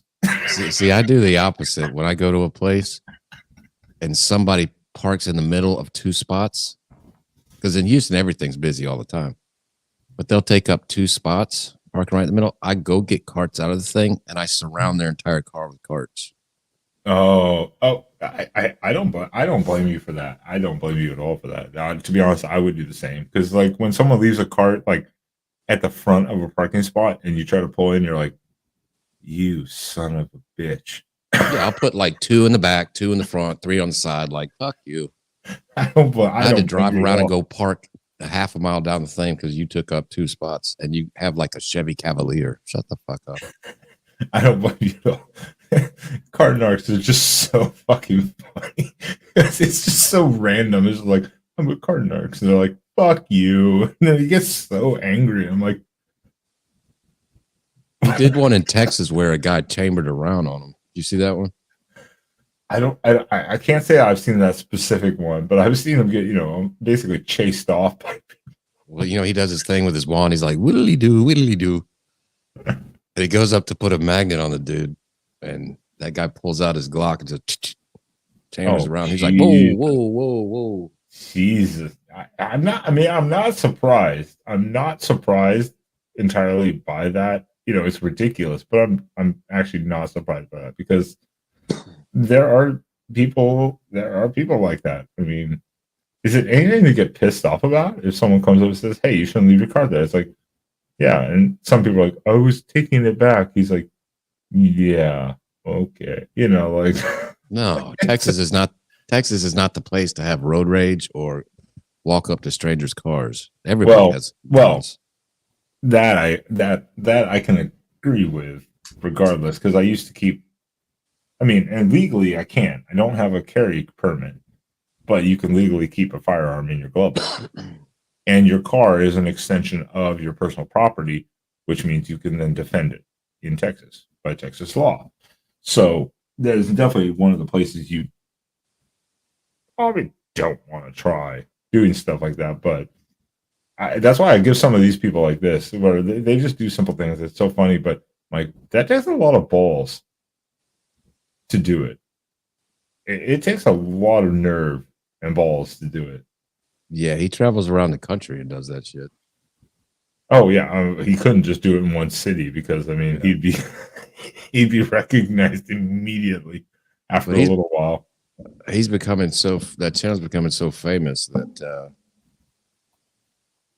I'm looking at it right now. I mean, he has 36,000 subscribers, and it's a big channel, obviously. But he'll go up to people who don't put their card away, and they'll be like, "Oh, cart narc, dude, we're sorry." And they go roll it back. Oh yeah, that or other people will be like, "I love your channel, dude." Like after he gets in a conversation with someone else, he's like, "I love your channel." I'm like, that's when you're getting so big that it's almost impossible not to get recognized to some degree. and this is my thing. I don't ever want to get to that point where I can't go somewhere and be recognized. I don't want that to happen. You know, like I'd like to be like, okay, this is cool, but I don't want to be like, hey, I love your channel every time you go somewhere. I'd be like,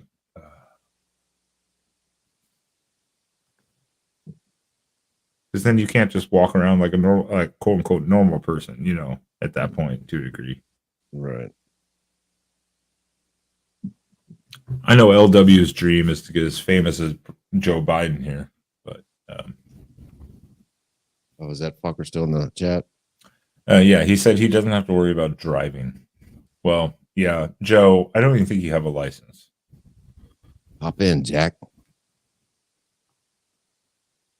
What's that? Oh, that's hop. Always says like Jack at the end. Like, come on, Jack. Like, come on, man. Come on, Jack. Or the, hey boy, I don't have to drive anywhere anymore. Hey boy, I'm like, you just say that shit? You know, like something like that. I'm like,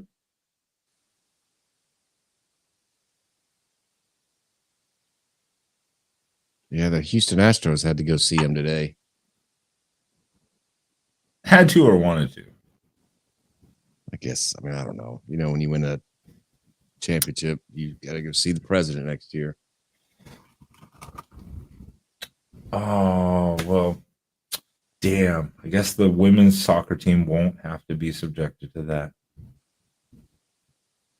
Oh, God, I've seen enough of those fucking tweets. Jesus Christ. Who gives a fuck?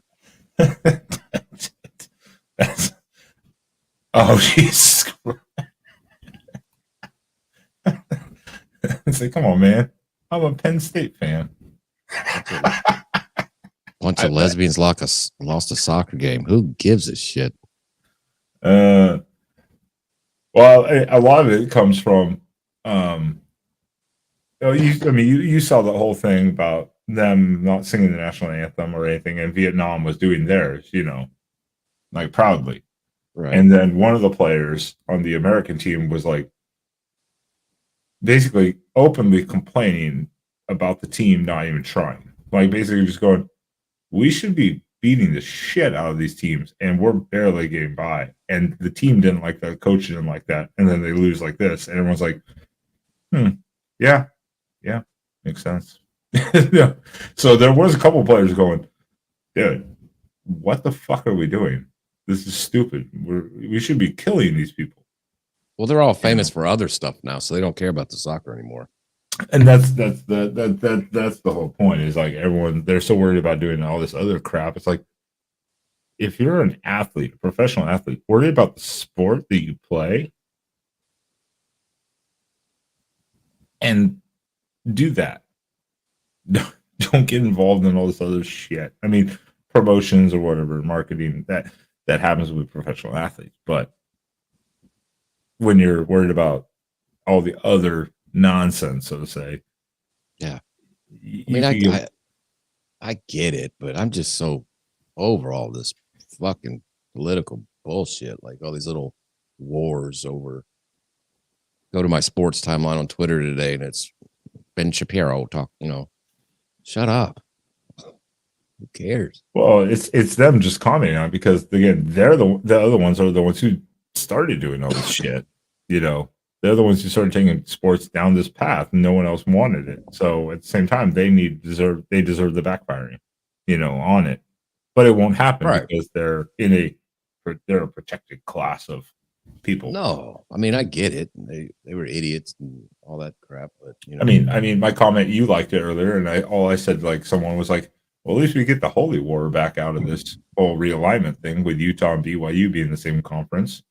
Right. I was like, at least we get that back, I guess. So something good came out of something. I mean, yeah.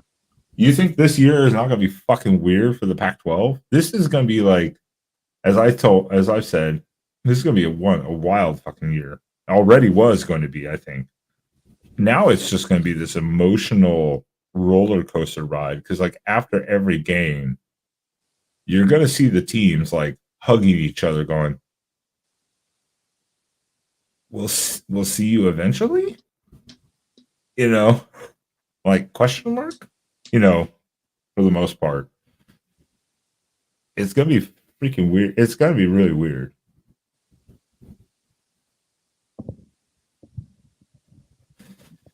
Yeah. Going to be some good. I mean, you'll have good quarterbacks in that league. Well, that's what I mean. I was like, this year was already going to be pretty good. That's why a lot of people have said they're like, the weirdest part about it was as soon the one year the Pac-12 all of a sudden becomes like the most entertaining conference potentially to watch, and then they're going to be gone. Like, what the hell? It's like, it's kind of like the epitome of just ironic. I mean, it's probably the most likely scenario that one of the four, or at least one of the three Pac-12 quarterbacks will win the Heisman.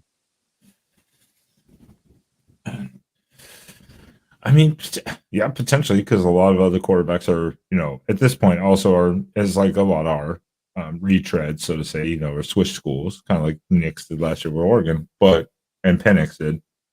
But then you have Williams, Nix, Penix. He's going to have, I mean, I'll even say DJ, if he can pull his shit together. You have Delores still. You've got Cam Ward. And then Stanford, I couldn't tell you who the hell they're going to have this year. UCLA is going to have Dante Moore, but most likely. But I don't think as a true freshman, unless he like really just goes crazy, I don't think he's going to be in the running. But I mean, yeah, you're talking at least three solid potential.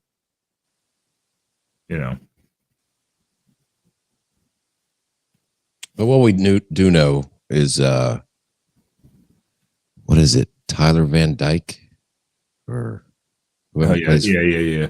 Whoever plays for the Miami Ducks, they're not going to win it. We know that. Well, no, everyone's like, Tyler Van Dyke, he's a Heisman finalist, I'm sure. And I'm like, slow your roll. We watched Cristobal ruin quarterbacks. They didn't believe us. They saw it. Oh, sorry. Oh, TF's still in the chat. Oh, I'm sorry, TF. Sorry about that. Oh yeah, I do remember that. and it immediately went downhill from there. I was like, yep, that sounds about right. That's a Cristobal thing. It's not even the OCs.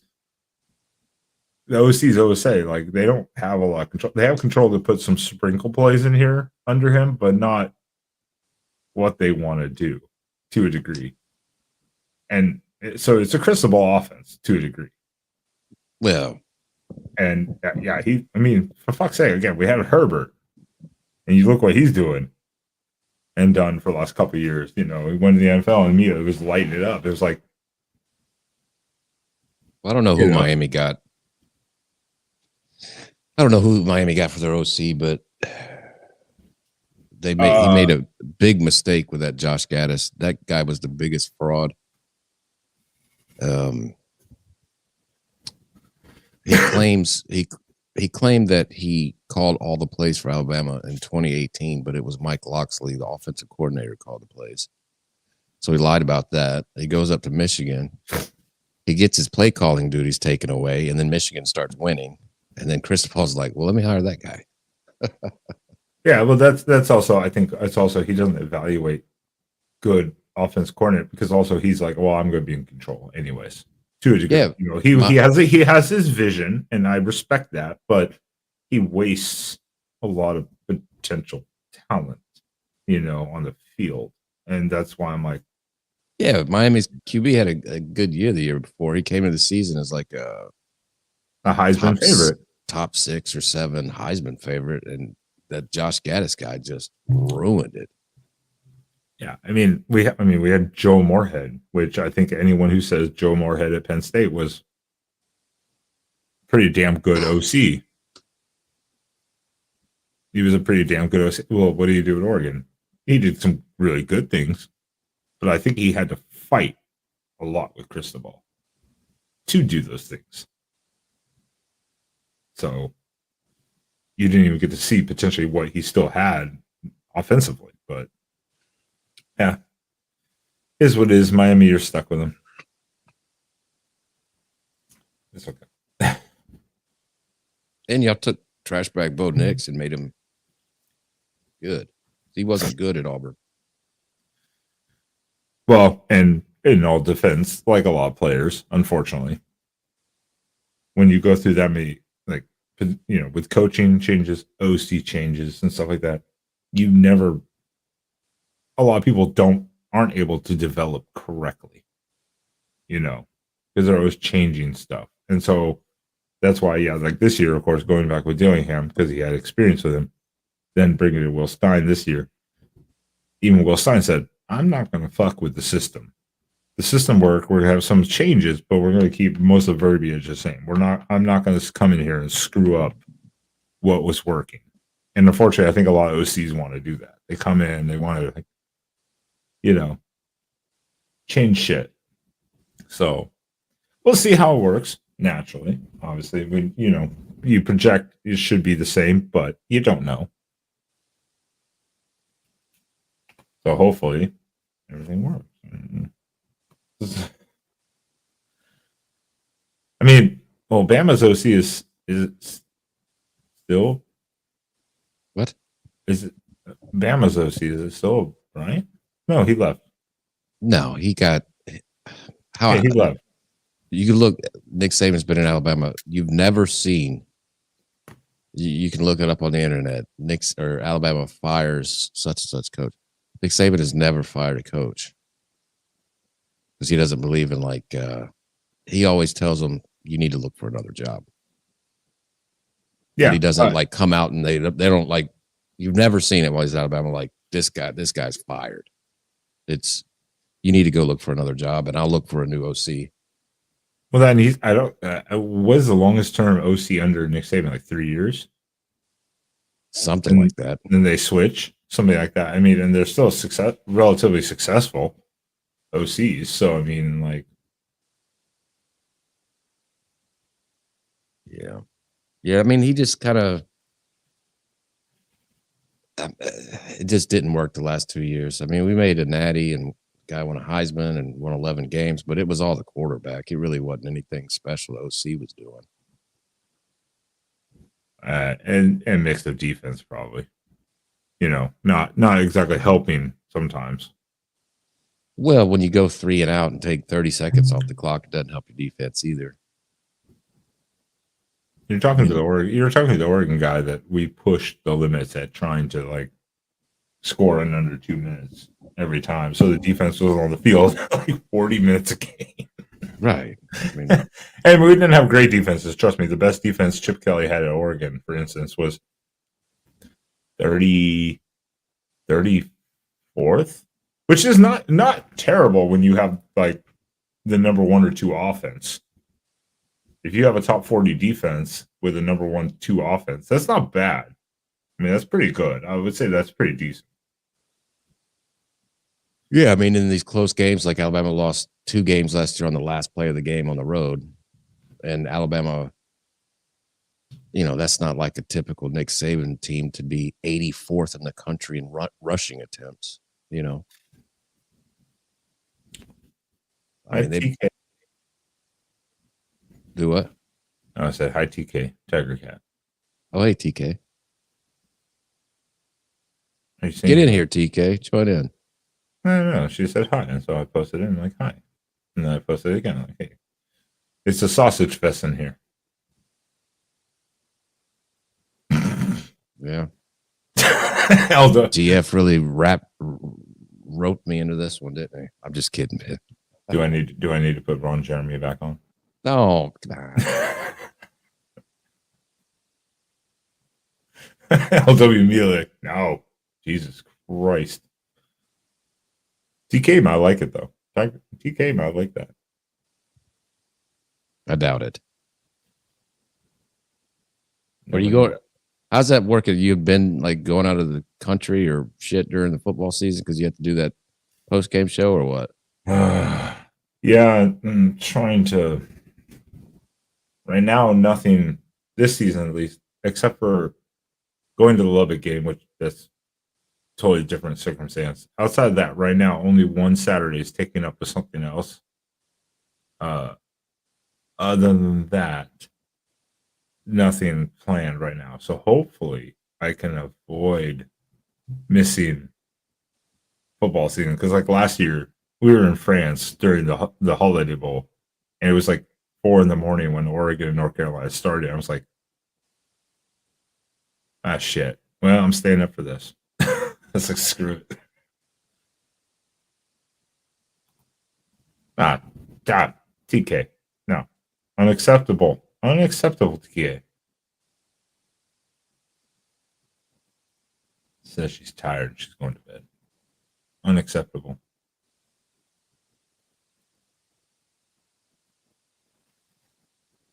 Maybe it's just you, LW. All the women are bailing. Oh yeah, it's me. It's a possibility. People joined in seeing Ron Jeremy do whatever the hell he was doing to that thing. He was jerking off the sledgehammer handle and licking the sledge head. Yes, he was. I will just tell you point blank. Yeah, it's probably me though.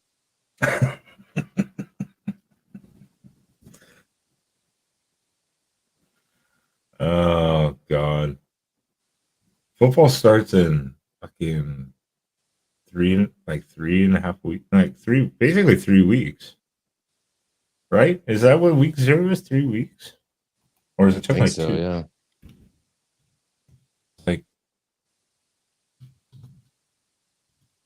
I'll probably check out some Texans game in preseason. They got a bunch of Bama players, Will Anderson and Henry To'oTo'o, John Mechie, Christian Harris. oh, And CJ Stroud at quarterback. no. Oh no. Week 0 is August 26th. You have Navy, Notre Dame, a bunch of other, of course, little whatever. Oh, the return, the San Jose, USC. That's really about it. Week 0. So And- week 0 is a dud. It's just watching college football to watch it. Yes, which I think most people are going to watch no matter what, just because. Exactly. Just I'll probably watch Notre Dame Navy. Yeah. Yeah. Well, yeah. I always watch the service academies when I can. And then Thursday, the first week 1 Thursday. There's a couple decent ones. That first Thursday, you have Nebraska, Minnesota, not bad. Of course, Florida, Utah.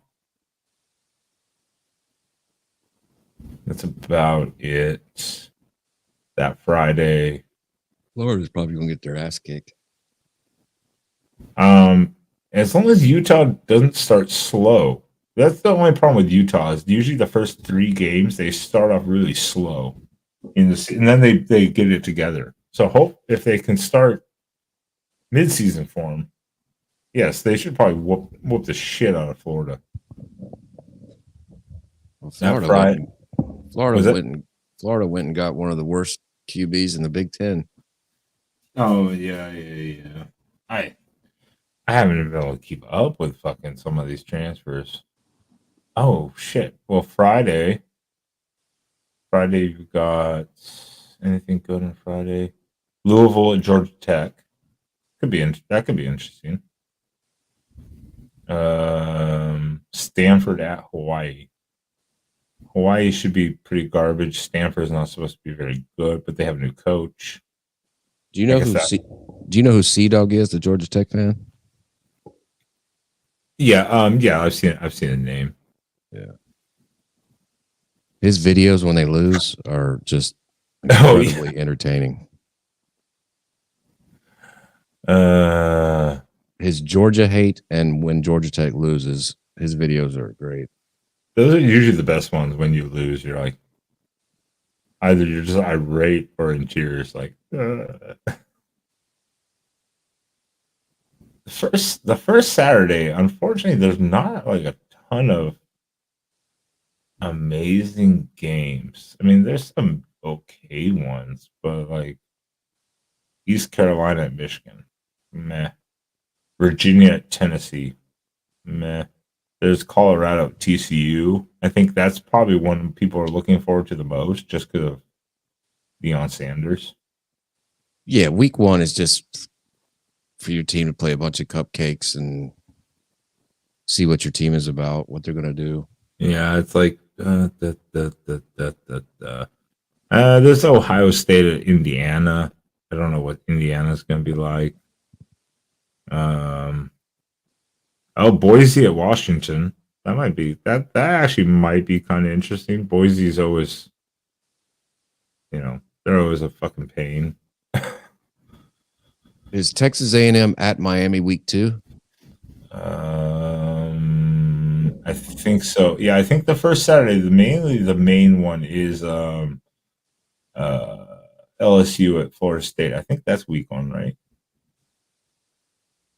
Isn't that week 1? Yeah, that's week. I think that's week 1. Yeah, I'm looking for it right now. I'm scrolling through it.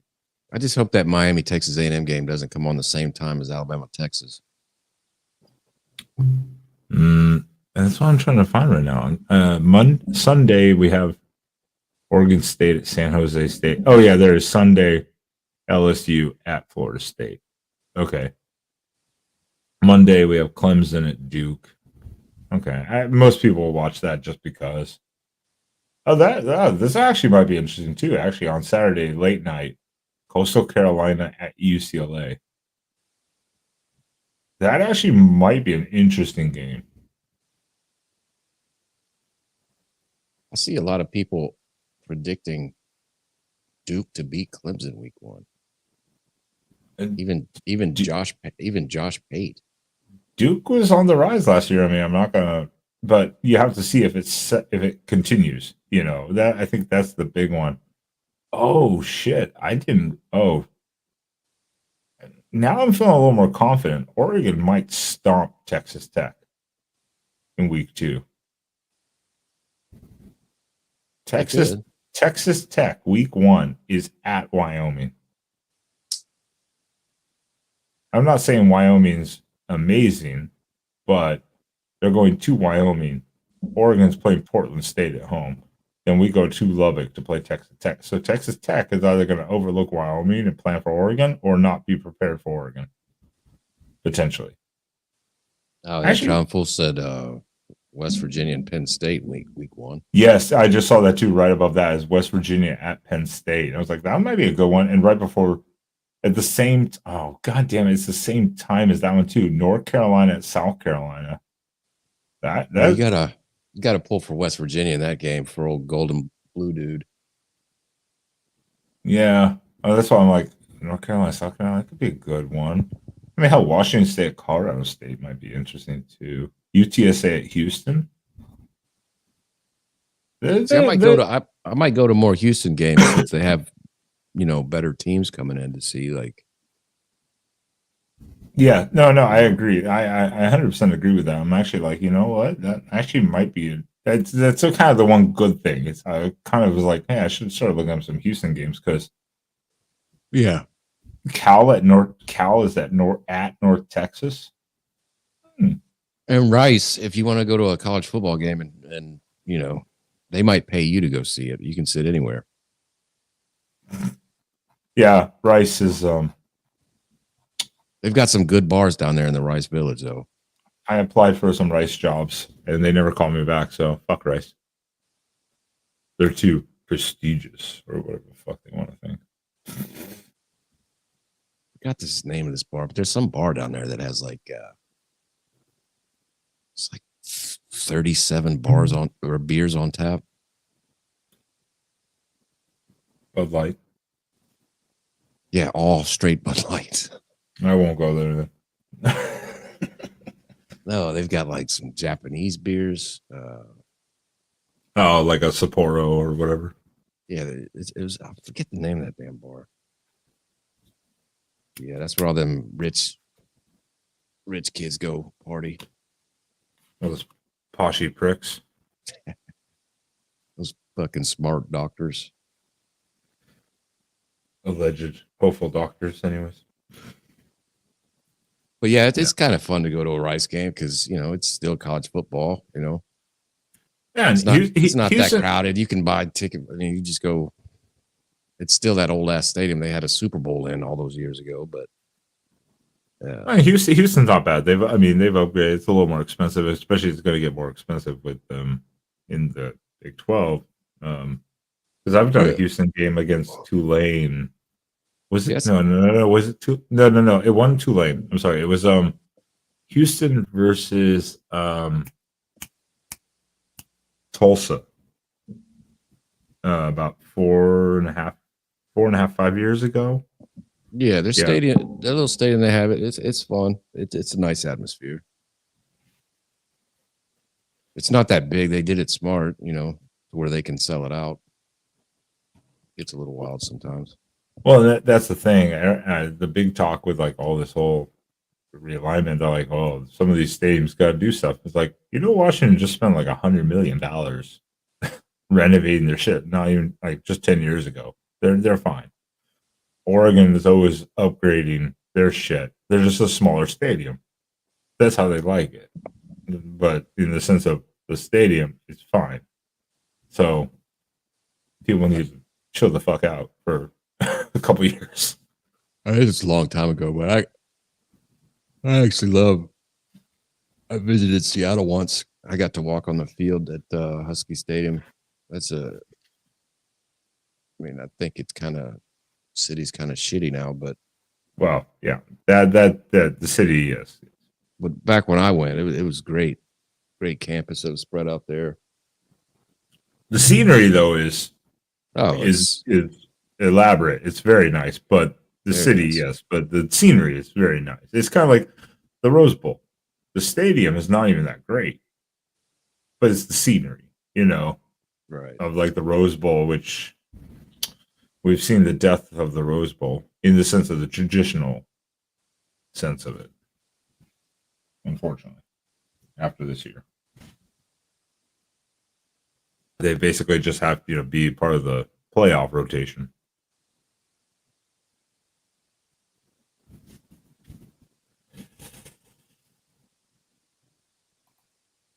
Yes, TF. Yes.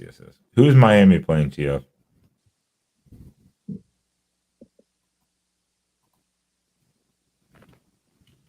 Well, he's probably not even listening anymore. Probably not. I'm just Probably. I'm glad Oregon has a cupcake week 1 this year, unlike last year, because last year that was, a whole new coaching staff, new OCs, new everything. Who? Hmm? Who'd you say? No, I said I'm glad Oregon has a cupcake week 1 this year. Oh yeah. I mean, last year we started with Georgia with a brand new coaching staff, completely top to bottom, and a lot of new players. And week 1 to week 2 was completely different. They moved receivers around different places. They did a lot of adjustments. That's something people don't take into account of how bad that game was to a degree, especially offensively in a way, is that they moved people around. They were like, well, that didn't work. So Right. this year we have a cupcake at least to go, all right, let's situate this. That didn't work. Okay, move this before we get a little heavier. I'm like, yeah. I'll tell you, the Alabama. Miami plays Miami. I love that. Yeah, Miami, Ohio. If you lose to Miami, Ohio, TF, what will happen? Will you guys fire Cristobal on the spot? No, him and Slim Shady will just go to Crystal Hamburger and cry. Not them. I'm talking the actual university. Be like, all right, you got blown out by Middle Tennessee last year. You didn't go to a bowl game, and then you start the season by losing at home to Miami of Ohio. With all due respect to what is their mascot? Miami of Ohio. Is it? Fuck if It's I not the know. It's not the Eagles. Is it the Eagles or the Falcons? It might be the Bobcats. I don't know. Oh, it's the you're right. Yeah, you're right. It's the Bobcat. I think it is the Bobcats. Is it really? I think it is. Miami, Ohio. That's a Bobcats, right? I believe that is. I believe it is true. Man, I got a lot of useful information in my head. No, yeah, you were right. That's why I couldn't remember. Useless, I was I like, but Miami, Ohio.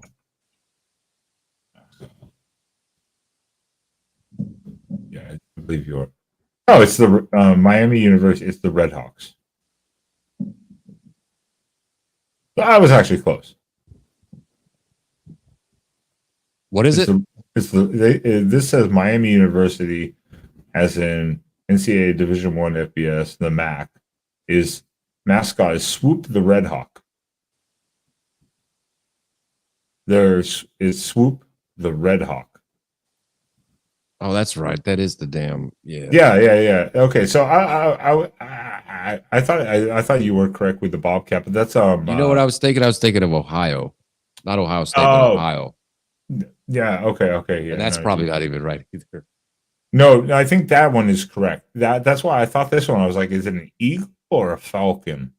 But when you said Bobcat too, I got them confused myself. I was like, but it's Ohio Bobcats, and then there's Miami, Ohio, but then they're the Red Hawks. But that's why I said falcon or eagle. I couldn't remember either. So Yeah, I remember that when you said Red Hawks because I remember Ben Roethlisberger used to play for them. yeah, but Ohio, yes, yeah, Ohio itself is the Bobcats. Yes, that is correct. That one's correct. So we just had the schools kind of mixed up.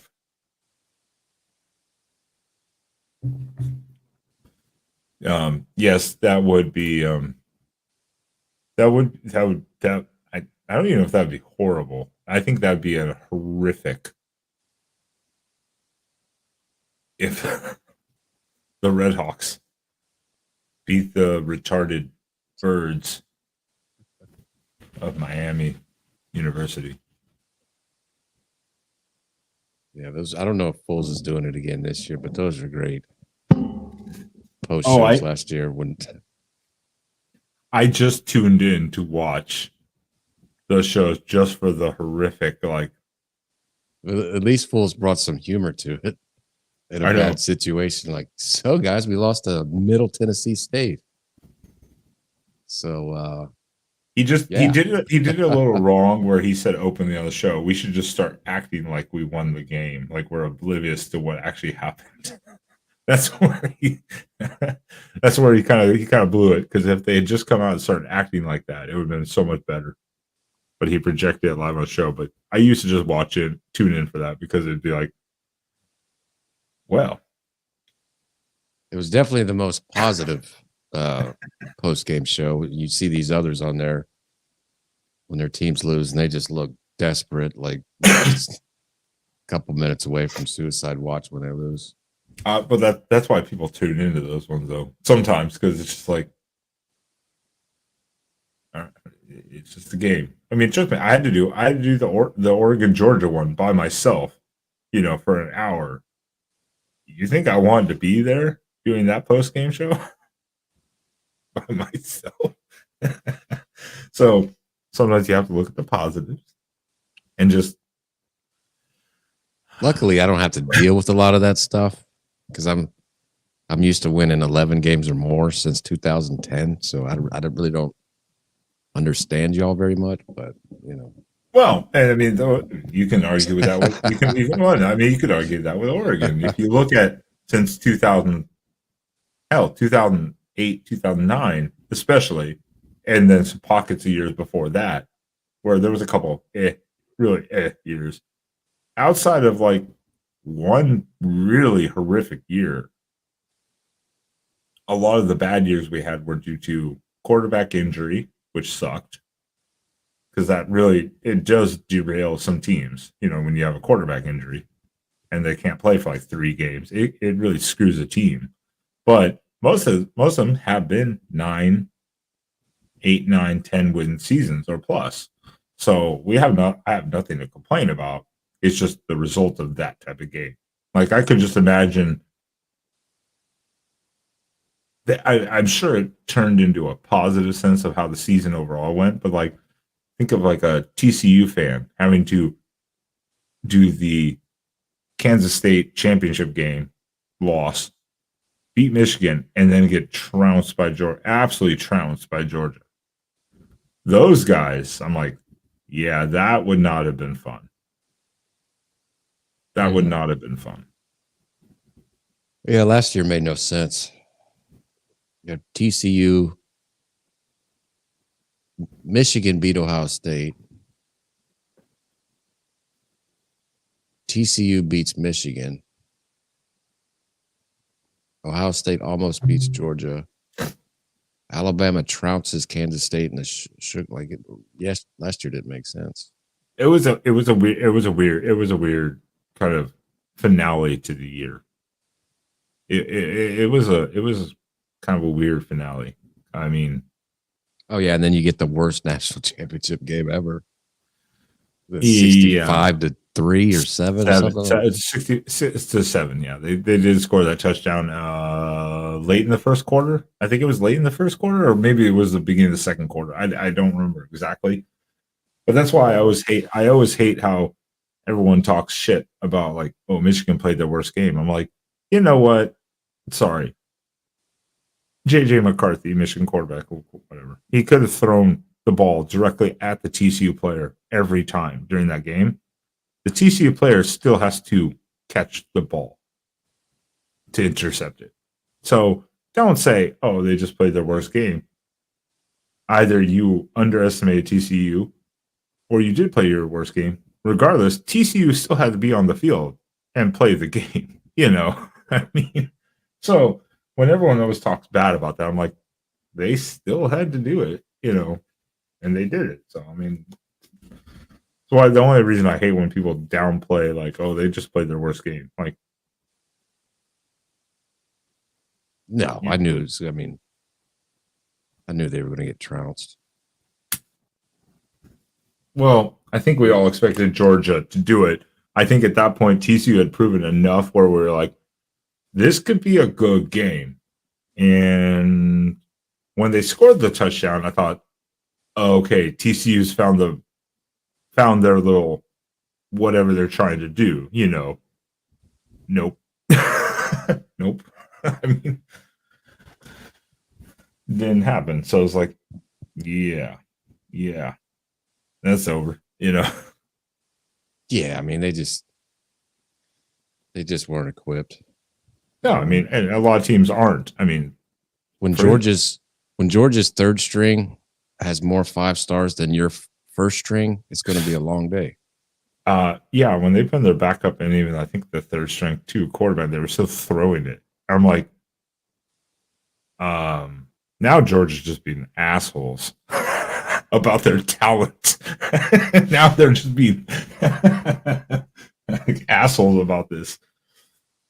But you also have to think now Georgia this year, they have a new OC. Will he be able to game plan the same way Monken did?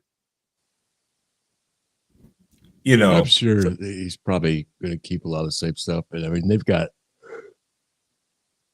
a tight end. I've never seen a player that could go pro out of high school like Brock Bowers. He's unstoppable. He's like Travis Kelce of college. I think I'll say the only other tight end in the last couple of years that I can legitimately think of, and that's because of having to watch him a lot, and it's not an Oregon tight end, relax, is Utah's Dalton Kincaid. Oh yeah, he went to Buffalo. Yeah, and that man was like a game record by himself. I mean, like the first time they played USC, he had like 17 receptions. You know, like the man was like everywhere doing anything and everything for that team. I'm like, that guy's a nightmare. Even when Georgia won the Natty in 21, in the SC title game when Alabama beat the shit out of Georgia, 42-21, 24, whatever it was. Bowers still had 140 yards. Like even when they got their ass kicked, he had 140 yards and a touchdown. Yeah, I mean, and that's it. There's some people that just they can do everything they can. It still doesn't matter, but you can tell like who those players are. No, he's a mismatched nightmare. He's faster than your linebacker, and he's bigger than any DB. And I would have to Google it. I'm not going to, but I'd have to Google their size difference because I want to say Bowers is maybe smaller than Kincaid. I'm not 100% sure on that. I'd have to Google it. They might be very similar, like almost like the same size and weight and everything. Who knows? I couldn't tell you. I'd have to Google that, but they're built very, I think, similarly, where they're just those guys. And it's like, yeah, they're freaking nuisance to the opposing defense.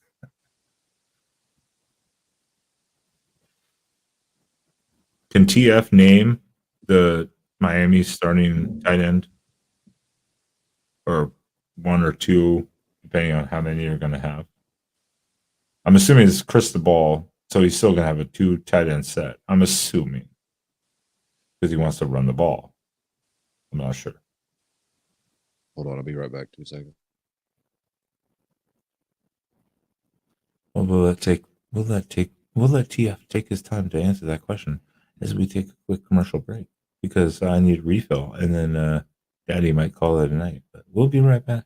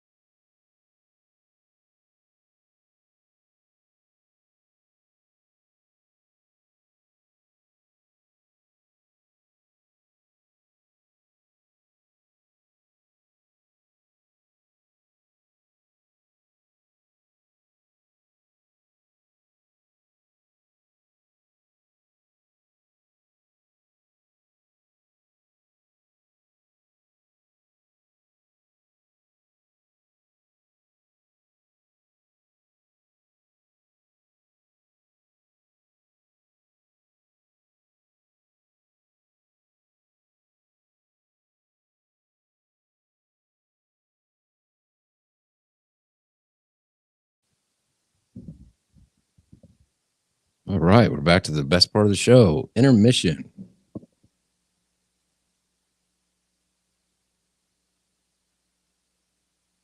Carver, McCormick. I don't know what that means.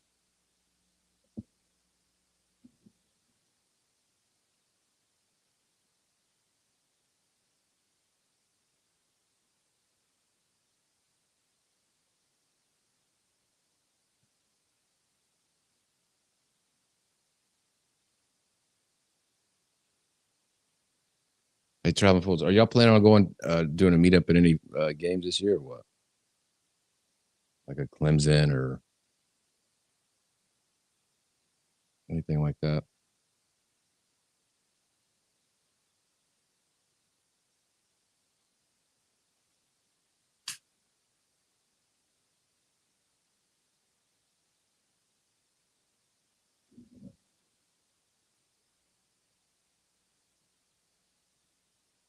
Tight ends for the U. See, Ben tried to talk shit and you popped him right out. 2 tight ends. That's Ben.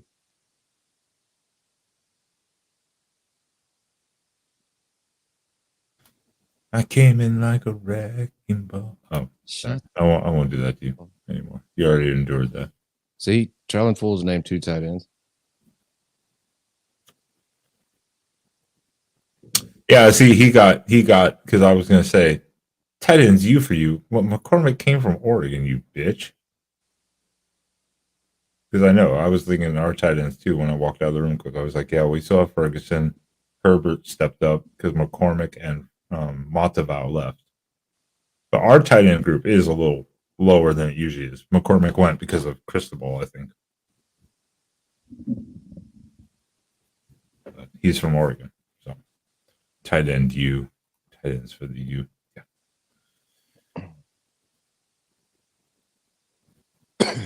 I like where Alabama stands. Everybody thinks they suck. I love it.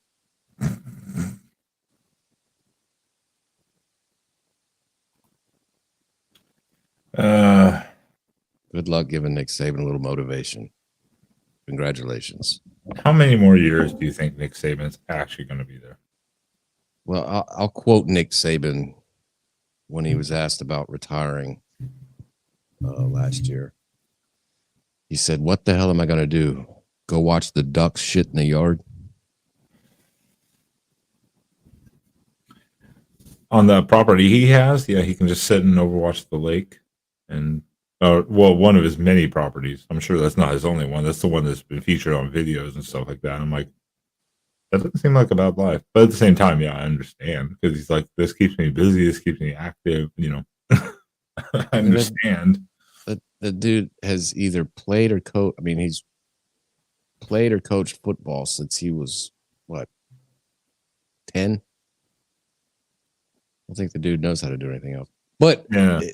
I think maybe this year, maybe two more. I think he wants to. He's already beat Bear Bryant. He wants one. He wants one more, like one more going on top, so to say. Right. He's already beat Bear Bryant in the total. Saban has 7. Bear Bryant has 6, but they're tied at Alabama because Saban has 1 at LSU. I think he wants to beat. I think he wants to get 7 at Alabama to beat Bear Bryant. Well, that's my thing. I mean, if I mean, you want to say if it were my situation, this is what I would do. But if we're in that situation, like legitimately, it'd be different. But that's it to me. Like if this year he went and he won another national title, I'd be like, I'm done, and walk away because you never know how quickly it could slip. Also, so at the same time go out, but at the same time you'd be like, well, I just won another natty, I can win another one. So it would be equally hard to walk away and just end it there and or keep going. So yeah, I mean, he's still recruiting at the top 3 levels, so you know, I'm sure he's recruited the top 3 levels, but also it's just at this point, I think a lot of it is not just because of Nick Saban, it's just the Alabama brand too, you know, in some ways. Mm. A lot of it is, you know, because they know the name carries weight. But I think the first year, if it happens soon, like he has some shitty year and they go 8-4, he'll probably retire and be like, all right. Like that, yeah. Anymore. Like I'm slipping. I don't think he wants to be the old man that everybody's like, how do we tell him he's got to go? You know, I don't think he wants that. Kind of like Joe Biden. Yeah. Oh, Joe Biden's delusional. Nick Saban, at least, I think he's still all there. He knows what he's doing. If he won a natty this year, I would give him 2 more years, and then I would agree. If he goes like 9-3, he'd be like, okay, I'm done. Like I'm calling it. Well, at least he's still in a very good winning range. But if he won a natty this year too, I wouldn't be surprised if he's like, see ya. I wouldn't be surprised either. And you couldn't blame him. I mean, and his wife has a lot of say in it too. She's a lot of the reason that he came back to college because she hated the NFL. Yeah, I remember all the stories about that. But like she was just the wife who sat up in the press box and watched the game at Alabama in college, like she did at LSU. She does all these charities and things for the college and all this. Like she enjoyed that type of shit. Well, then again, she deals with him doing all of the coaching stuff, which is a lot of work. I mean, I'm sure at this point in time for him, he delegates a lot of that to other people now. But he still has to deal with a lot of it. She has to deal with him dealing with a lot of that, just like all coaches do. So at the same time, she's like, isn't it time to slow down? You know, a little bit probably. So of course she's going to be a huge, you know, reference point as to when he actually hangs it up. Oh, I mean, when you're a big time college football coach during the summer, I mean, recruiting is, I mean, being an NFL coach is way easier because it's the draft. You have players to like 5-year contracts. It's pretty much the same shit, but there's no recruiting. There's no traveling. There's no flying in helicopters to go eat dinner with some kid's grandparents. And well, then, and a lot of NFL teams, you know, they have player personnel management who deal with contracts and stuff. You don't have to deal with that as a head coach. You just you're just coaching football. But college, the head coach is a lot of the draw, not just the school or the OC. It's also the head coach. And so, yeah, you have to be involved, and that takes. I mean, that takes a lot of damn time. Yeah, and the NFL players, they're millionaires. When they're done with work, they go home. They can do whatever they want. In college, you have to make sure you got to have a staff to make sure everybody's getting the grades. They're on curfew. They're not out fucking, you know, smoking weed on the streets at 2:00. Like, you have this whole fucking thing you got to deal with. Yeah. I mean, yeah, that's what my thing was. I was going to say was exactly, it's like, you've got to make sure academics are correct. You've got to make sure they're not doing dumb things outside of school that have a lot more leverage in the sense of suspensions or whatever compared to NFL players. Like, there's just so much more you have to keep track of. Plus, they have a bigger roster. And it's even worse now with the NIL. They got to worry about that. They got to worry about the transfer portal. If you yell at a guy for not doing job right, he might get pissed off and jump in the portal. Yeah, it's it is amazing how some people manage all of those things. I mean, it's not just them, and I think most coaches will say, you know, of course, it's the staff around them, but that helps a lot. But you have to place that staff, put that staff in place. I don't know if you ever heard of that coach Jason Brown. He was on that Last Chance U. He has a YouTube show now, though. But he knows all these coaches. He coached. Yeah, he knows all these coaches. He says, you know, a couple of weeks ago, he was like, I won't name any names, but I personally have talked to big time college football coaches, like big names, like top of the line names. And he said with all the NIL and the transfer crap and all that, these guys tell him that if they could get paid the same at Walmart, they would go work at Walmart. And he's talked to some big time coaches who are like, I can't wait to get called by the NFL. I don't doubt it in some regards. I mean, like, for instance, and this is not a dig on Alabama, but like 2021, Georgia won the national title over you guys. Right. What did Dan Lanning do, even though he was already hired as the coach of Oregon football? What did he do immediately following the game? They said he was walking in the tunnel, FaceTiming an Oregon recruit, talking to him. I'm like, dude, chill for 20 minutes and enjoy yourself. But no, he was already on like FaceTime with a recruit for Oregon. I'm like, I would lose my mind. I'd be like, I want to go back, have some drinks with the players, chill out, you know. No, it's a 24-hour gig, dude. Yeah, it's impressive and depressing at the same time of what people do. And that's why when you see coaching staff, the pay raises start going up in staffs, or especially head coaches too. Staffs, I think, need to get paid some more from what the average team pays, but for what they do and the amount of work that they have to do, it's a lot. I mean, it is a lot. You said like Lanning, that's what happened when Kirby Smart left. He got hired by Georgia, but stayed on for the SEC title in the Natty game in 2015. But they had a tense little relationship there. I think they're cool now, but Kirby would take pictures of the recruiting board so he could use that in recruiting for Georgia. Be like, look, Alabama has you 4th on the list for linebackers, but I want you as my, you know what I mean? Which, So, yeah, they it's recruiting wars, man. It's 24/7, 365. what it is, and which is one of those things when you talk about recruiting, especially, is that a lot of times, like we were talking under the roughness, and like I know the Brandon Walker is a huge proponent of, he understands how recruiting works, why people go somewhere. Like he'll use it because of course he's like a Mississippi State fan, so he'll be like, I understand why a 5-star linebacker, D-line, or wide receiver will go to Alabama. He's like, I understand that.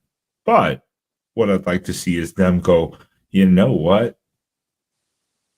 I'm going to go to Missouri instead to shake things up, because he's like, why would you want to just be a guy at Alabama with other 5-stars, or you could go be the guy at Missouri, and I totally agree with that. And I understand why people go to Alabama or Georgia to sit in line potentially and hopefully go. And if they leave, they're like, well, whatever, we have another one coming in. No problem. But at the same time, I agree with him in that with that realm of thinking of going, it is nice to see shakeup here and there of a surprise, Yeah, it'd be fun for more parity, which I think this year's going to be more parity. I think there's a handful of teams that can win the Natty, but then it's not only. I mean, of course, Alabama has a sell job because as it stands now, since they have to win this year to keep this going, but since Nick Saban has been in Alabama, every recruiting class he's ever had at Alabama has a Natty ring. Every one. So every player that Nick Saban has recruited at Alabama has a Natty ring. And trust me, that's an amazing stat. Because even if they didn't play or weren't a main contributor to the team, yeah, if you're the backup punter, you get a Natty ring. Yeah, one thing I can think of two specific Oregon players, for instance, who and maybe you can name them. One has like 3 or 4 Super Bowl championship rings. The other has, I think, 2. Can you name these players? And From Oregon? Yes. And this is not, I'm not talking about like 1970 or something. I'm talking like from like 2009 till 2021. No. LeGarrette Blount. Oh, yeah, with the Patriots, yeah. Kenyon Barner. Oh, yeah, okay. He was with the Buccaneers, even though he got kicked off the team. He was still there. He got a second Super Bowl championship. But it's not only recruiting. Like, okay, you're going to win some championship rings and you're going to get drafted. Look at how many people get drafted here. It's also the facilities. I've been inside the Houston Texans facility before. Alabama's and LSU's and Texas are 100 times better than NFL teams. I don't disagree with that. It's on any level. I wouldn't disagree that there are multiple colleges that are probably better than a lot of NFL teams. I don't disagree with that or even argue that, period. Yeah, so when some kid, he goes and visits Missouri, like, yeah, I want to be the best guy on the Missouri instead of go to Alabama. And then he goes to Missouri and he looks at their facilities, and then he goes to LSU or Alabama and he's like, wait a second here. Yeah, and that's one of the things with like this whole realignment thing, going back to like the day and age that we're in now, is everyone's like, oh, Oregon, Washington, we understand it business wise. We don't like it. And I'm like, that's fair. Of course you don't like it. I don't like it. It's is what it is. And they're like, well, they're going to have to upgrade their stadium. Again, I'm like, dude, the stadiums are fine. I mean, are you really talking like Rutgers, like Maryland, talking shit about Oregon facilities? Well, fuck yourself. No, Oregon's got that Nike money. They got badass Yeah, facilities, man. fuck yourself. Fuck. They just give you free shoes every day just by showing up to practice. Like, I've seen that thing at Oregon where they pull out each locker has like they'll come in and just have like, I'm not talking like the football cleats or anything. They'll just have like 3 new pairs of shoes when they come to the practice one day. Yeah, I mean, because of course Nike uses a lot of that as trial too. I think they want to see what the athletes really think about what they're getting. And I mean, the point is like, dude, it's just the whole argument about they need to upgrade stuff. I'm like, okay, calm down. Just because we don't have 100,000 seating or whatever, like that doesn't matter. How many does your stadium hold? Autzen holds about 54 to 55,000, basically. Right. And there's a handful of stadiums in the SEC that hold 100,000. But the way y'all stadium is laid out and how crazy the fans are, it's one of the craziest places in the country. It's still one of the loudest. And then you look at something like USC, who used to hold over 100,000. They've downgraded to like 77,000. Also because they can't sell it out. The Rose Bowl, UCLA, you saw it this last year. They were still a decent team. They cover half the end zones with tarps, because they can't sell it out. So I'm like, don't give me this shit about stadiums. Like, that's why I laughed. Fuck. Last year, UCLA, they had like 17 people in the stadium. Like, I mean, they had more than that, but it was very low. Like, there was almost nobody there. It was a couple thousand or whatever.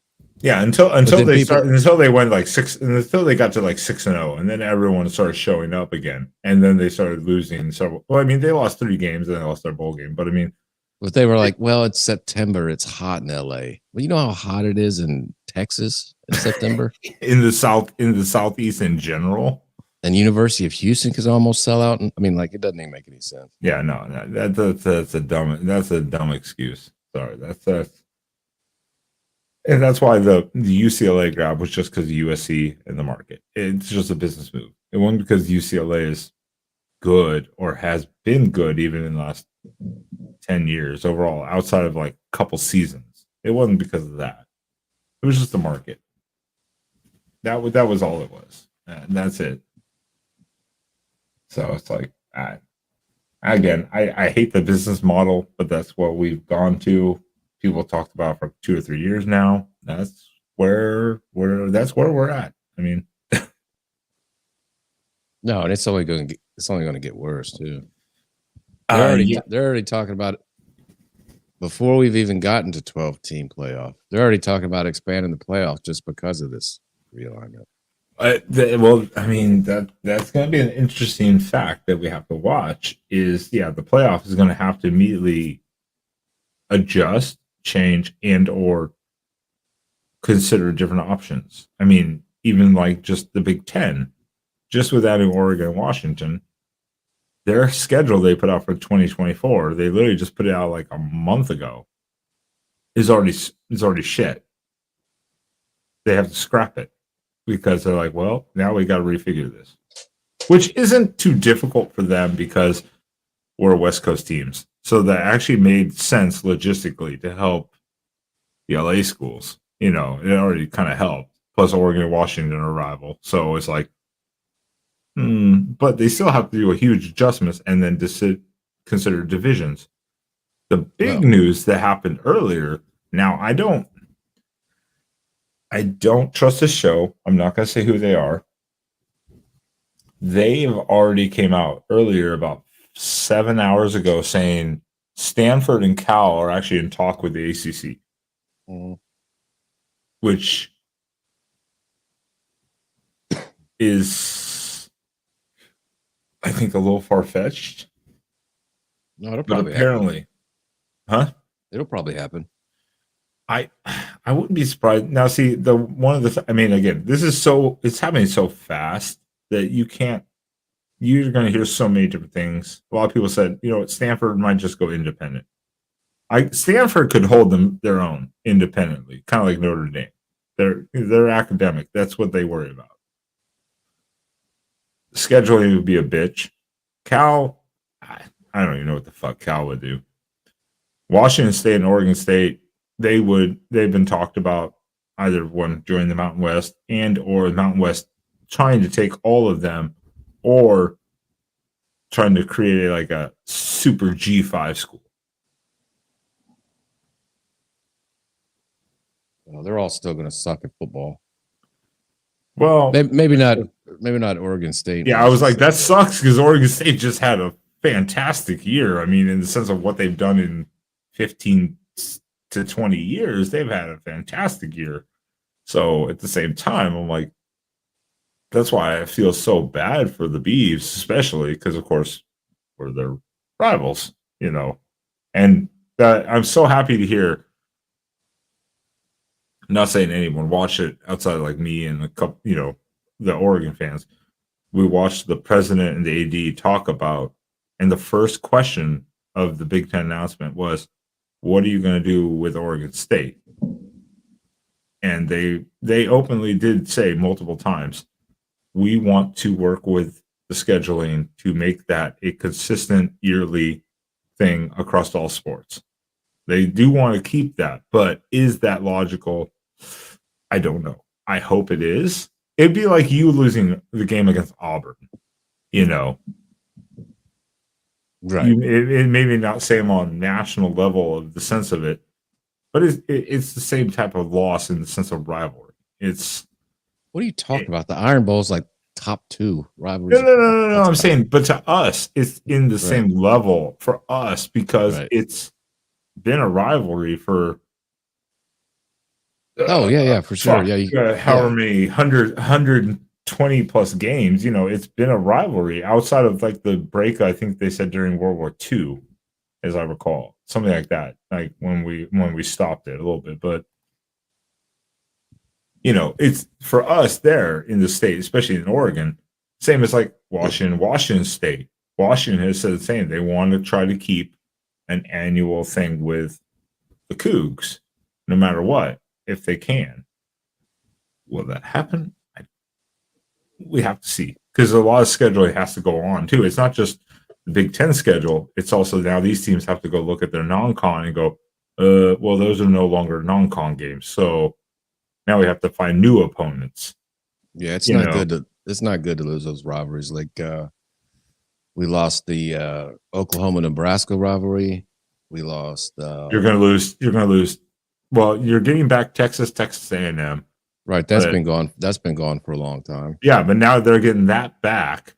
We lost, in a way, like the Holy War, like consistently. Now that might be back on every year, which is, I think, great. You've lost. You're going to lose Oklahoma State potentially, completely. Yeah, Bedlam. Yeah. Yeah, you're going to lose, you can go back like Big East, West Virginia, Pitt. That's been gone for a long time until this year and next, but that's been gone. You're losing a lot of these things that people wait for every year. And it's like, I mean, I hate it, but at the same time, you have to still understand it. So your mind's kind of torn between it. Your feelings, your emotions, and your common sense of, I get it. Yeah, I think ultimately they'll go, especially if the ACC breaks up. I don't know, because apparently 3 teams over there want to leave. Who knows what that'll but you're just gonna have like 3 big conferences, and whoever's left, they're just gonna make that a different league. Yeah, I Have think their so. own national championship. It'll be just a super group of 5, basically conference, and they'll have like an East, West, and playoff division on their own. They're kind of like FCS, and then because even the Big Ten has said, well, with 18 teams, would we do a playoff situation or just pick the best 2 with the tiebreaker, kind of scenario potentially, or that's the one thing I don't like about huge conferences because you don't play everyone a lot. That's the one thing I hate about big conferences like that. Like, it, the SEC. When do you go play Florida? Once every 5-6 years? Yeah, it works. It's always worked. There was a couple years we played them like every other year or 2 years in a row, and then like 2 years after that. It just works in weird cycles. But we have, because we play 2 teams out of the East. We have Tennessee locked in because it's a rivalry game, and then we play one other team out of the East. Yeah. Well, that's the thing. That's the thing. That's why I think a lot of people always talk crap about the SEC is going, hey, you don't play these teams more than this time, or someone can go to college for like 5 years and never see that other team come or road trip, and it's like that's fucking weird because even the Pac before, everyone played everyone round robin like the Big 12 used to, or still technically I guess did. Then we added 2 teams, but we only had a 2-year break between teams. So even during a 4-year, you would still see that team twice. But now with like the Big Ten, how many rivalries does, for instance, Iowa have? What, Iowa State? Rivalries. Ohio State, Minnesota. Well, Iowa State out of the Big 12, they play every year at the beginning or at some point. But so they have, but in the Big Ten itself, Iowa has Minnesota, Michigan, I think, right? I guess I really don't know their rival. Most of these teams have like 3 fucking rivals, and they want to create a permanent protected rivalry. I'm like, you're gonna have to get rid of a couple of those because I'm sorry, Oregon does not need to become an Iowa rival. We have Washington and USC already. We're good. Like, those are our rivals, technically. We don't need to have, they just like to make up rivalries too. And you can only protect so many when you're trying to deal with this many teams. So someone's going to lose out somewhere. Yeah, like they tried to make in the SEC with that, they tried to make a rivalry out of the Aggies in South Carolina. It's like, well, you can't just make up a rivalry.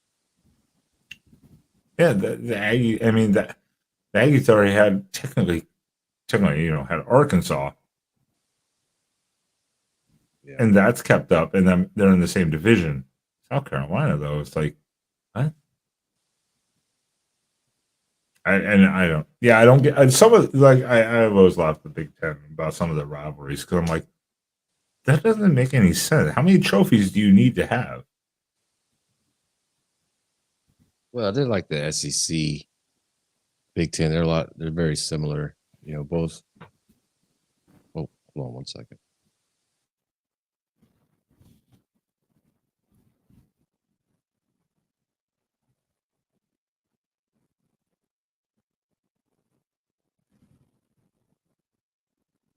There it is.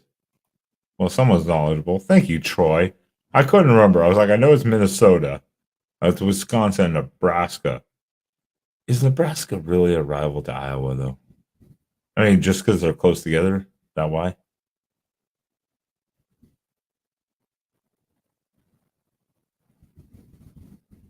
We lost LW. He's in the Netherlands somewhere. Well, I mean, Troy, I don't know. Troy, if you're still here and you're watching, do you think that all those rivals are going to exist with the new formatting, especially, with, having to redo it, the Oregon and Washington? Because, I mean, I'm assuming Iowa and Minnesota, that's the main one I think of. Minnesota, Iowa, or Wisconsin, Iowa. Nebraska, Iowa, not so much. They're going to have to get rid of something. Somewhere there's going to have to be a compromise. in the scheduling. But I don't know how that's going to work, nor do I want to project, because anything I say, it doesn't fucking matter. Anyway, so there's no point.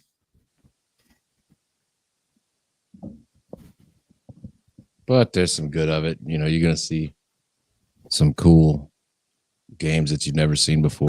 You know, Oklahoma at Georgia, USC at Michigan. Oh yeah, well, no. I mean, and that's kind of the one bright side. Like a lot of people say, is hey, there's not enough exciting games like all the time. You know, who gives? With all due respect to the teams, I'm not trying to talk about them. I'm just reciting literally what I heard earlier from someone saying, and I kind of was like, yeah, I agree. Who gives a shit about Arizona at Colorado? No one gives a shit about Arizona, Colorado, except for the fan base, obviously, or a huge conference fan. I'll watch that. I don't give a shit. I'll watch it. Well, that's half the reason this shit's happening with the Pac-12. I mean, there's not enough. But you could argue, it's all the Pac-12. No one gives a shit about Mizzou at Vanderbilt. I mean, USC last year, USC at Oregon State was on the Pac-12 network that 80% of the country doesn't have. That's 100% true. That's part of the Pac-12 was part of the Pac-12 problem, because that was a game that should have been like one of the best games of the year last year. Right, and 80% of the country didn't see it. Yeah, I mean that. No, 100%. No, 100%. I agree. I say the conference as a whole, the presidents, everything, they were involved. They were just. I don't know what their problem was, but like I just said, like no one gives a shit about Mizzou at Vanderbilt.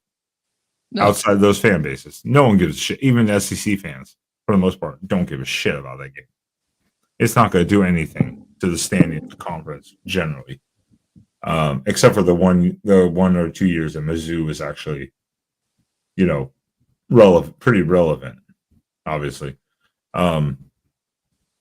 And so that's it. You're adding now this where you have USC hosting Michigan, Oregon at Ohio State, UCLA at Iowa, Penn State at Washington, potentially all in the same weekend. And you're like, holy shit, that's a lot of big name, you know, brands and stuff like that all over the country. So that's the whole reason behind a lot of it. Also, more money, of course. When he talks. Pac-12 they're too fucking arrogant. I saw something today. They turned down ESPN contract last year. Like they thought it wasn't good enough for them. Yeah, they held out hope. And so that's it. I go back in a real simple sense of like, Larry Scott envisioned what's happening now and wanted to act upon it. They didn't do it correctly.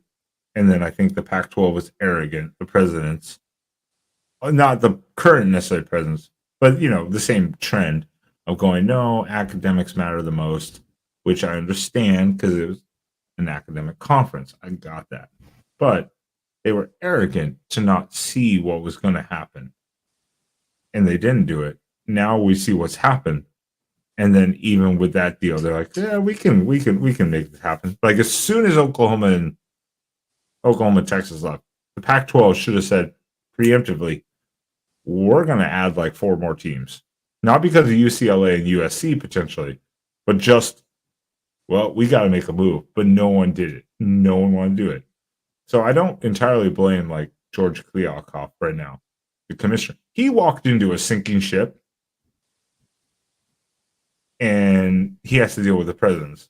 And all the presidents were stubborn as shit. And he just was like, well, I don't know what the fuck I can do. In some ways. It was already a sinking ship in some ways. And there was no way to fix it. So, and here we are, you know? Yeah, I mean, and people can bitch about the SEC all they want, but they started this shit in 1991. They expanded. They got Arkansas, South Carolina, 1992, they made the first ever conference title game, like, 30 years ago. Well, and then So there's a reason the SEC is where they're at. yeah. Well, I mean, They were ahead of the game like 30 years ago. well, and that's why I've always complimented one. Of course, the Big Ten, they went and made the splash. Now they've added more. But then I complimented the Big 12 on immediately following Oklahoma and Texas. They went and they said, who's our best option? Well, they scooped up 4 good teams. I would say relevant good teams to help fill the void. Well, and then with the Pac, they're like, well, this makes sense. We're going to scoop up them too. And they did it. And I'm like, so good on the Big 12 too. Good on them. And the Pac, they were just a mixture of arrogance, somewhat incompetence, and just not executing the vision that they potentially had, not executing it. And well, again, here we are. So, I mean, I can't dumb it down or simplify it or over explain it anymore. It's just, it is what it is. No, it's pretty simple. Yeah, it's not fun. It's just like all the corporations pretty much run our government. It's the same thing in college football now. The TV corporations run college football. That's just the way it is now. Yeah. Well, there's no ever turning it back. There's no ever fixing anything. It's no, it's done. It's done. I mean, yeah, no. Anything that's like Pac-12 is never coming back. I mean, no matter what, they could keep the basketball even themselves. They wanted to be like, hey, but with the Big Ten schools, they signed all the basketball, all the sports. So at this point, you just rename it. It's gone. No matter what, it's gone. But as Troy just said too, it was like, not a fan, but looking forward to seeing all the West Coast teams play on a regular basis. This should be fun. Yeah, I mean, again, I'm not getting into the travel thing because the travel thing is a whole different nightmare. But that's up to the logistics and the schools to deal with, and I'm not even going to fucking go into that. That's the travel itself for football is not terrible. I mean, kind of sucks, but it's not that bad. It's the other teams that take the shit for that, so to say. But well, I don't know about you, LW. It is 2:45 in the morning, basically. that is This correct. has been a lot longer than we were planning on going. Unless you want me to play Ron Jeremy again. All right, I'll see you later. Nah, that's what I thought you'd say. I mean, I didn't even get to play one thing for Vic and them. That's why I was so hoping they would come on, but they decided not to. And They saw the writing on the wall. They're smart people. that may be true. That may be true. I guess I can't blame them for that. So what I'm They're gonna like, say oh is, wow, it's Ron Jeremy videos and college football talk. Yeah, let's go to bed. I don't blame them. I don't blame them for that. They probably were the smartest ones of anyone here. So what I will say is this, LW, I appreciate you coming on. I'm going to sign off for the night. All right, brother. I'll see you later. Yeah, I was like, you can hang in the background if you want, but otherwise, I appreciate everyone who tuned in. I always forget to say, hey, check out the channel, like, subscribe if you like what you see. I need to start doing that at the beginning of the show because otherwise I lose everyone. But we're going to end on this note, just in tribute to Vic in British Columbia. So everyone have a good night. Don't drink too much. I'm going to have one more and probably pass the hell out. And maybe I'll see someone in the back room. But let's get on to the out screen. Have a good night, everyone. Should we blame the government or blame society? Or should we blame the images on TV? No, blame that at all.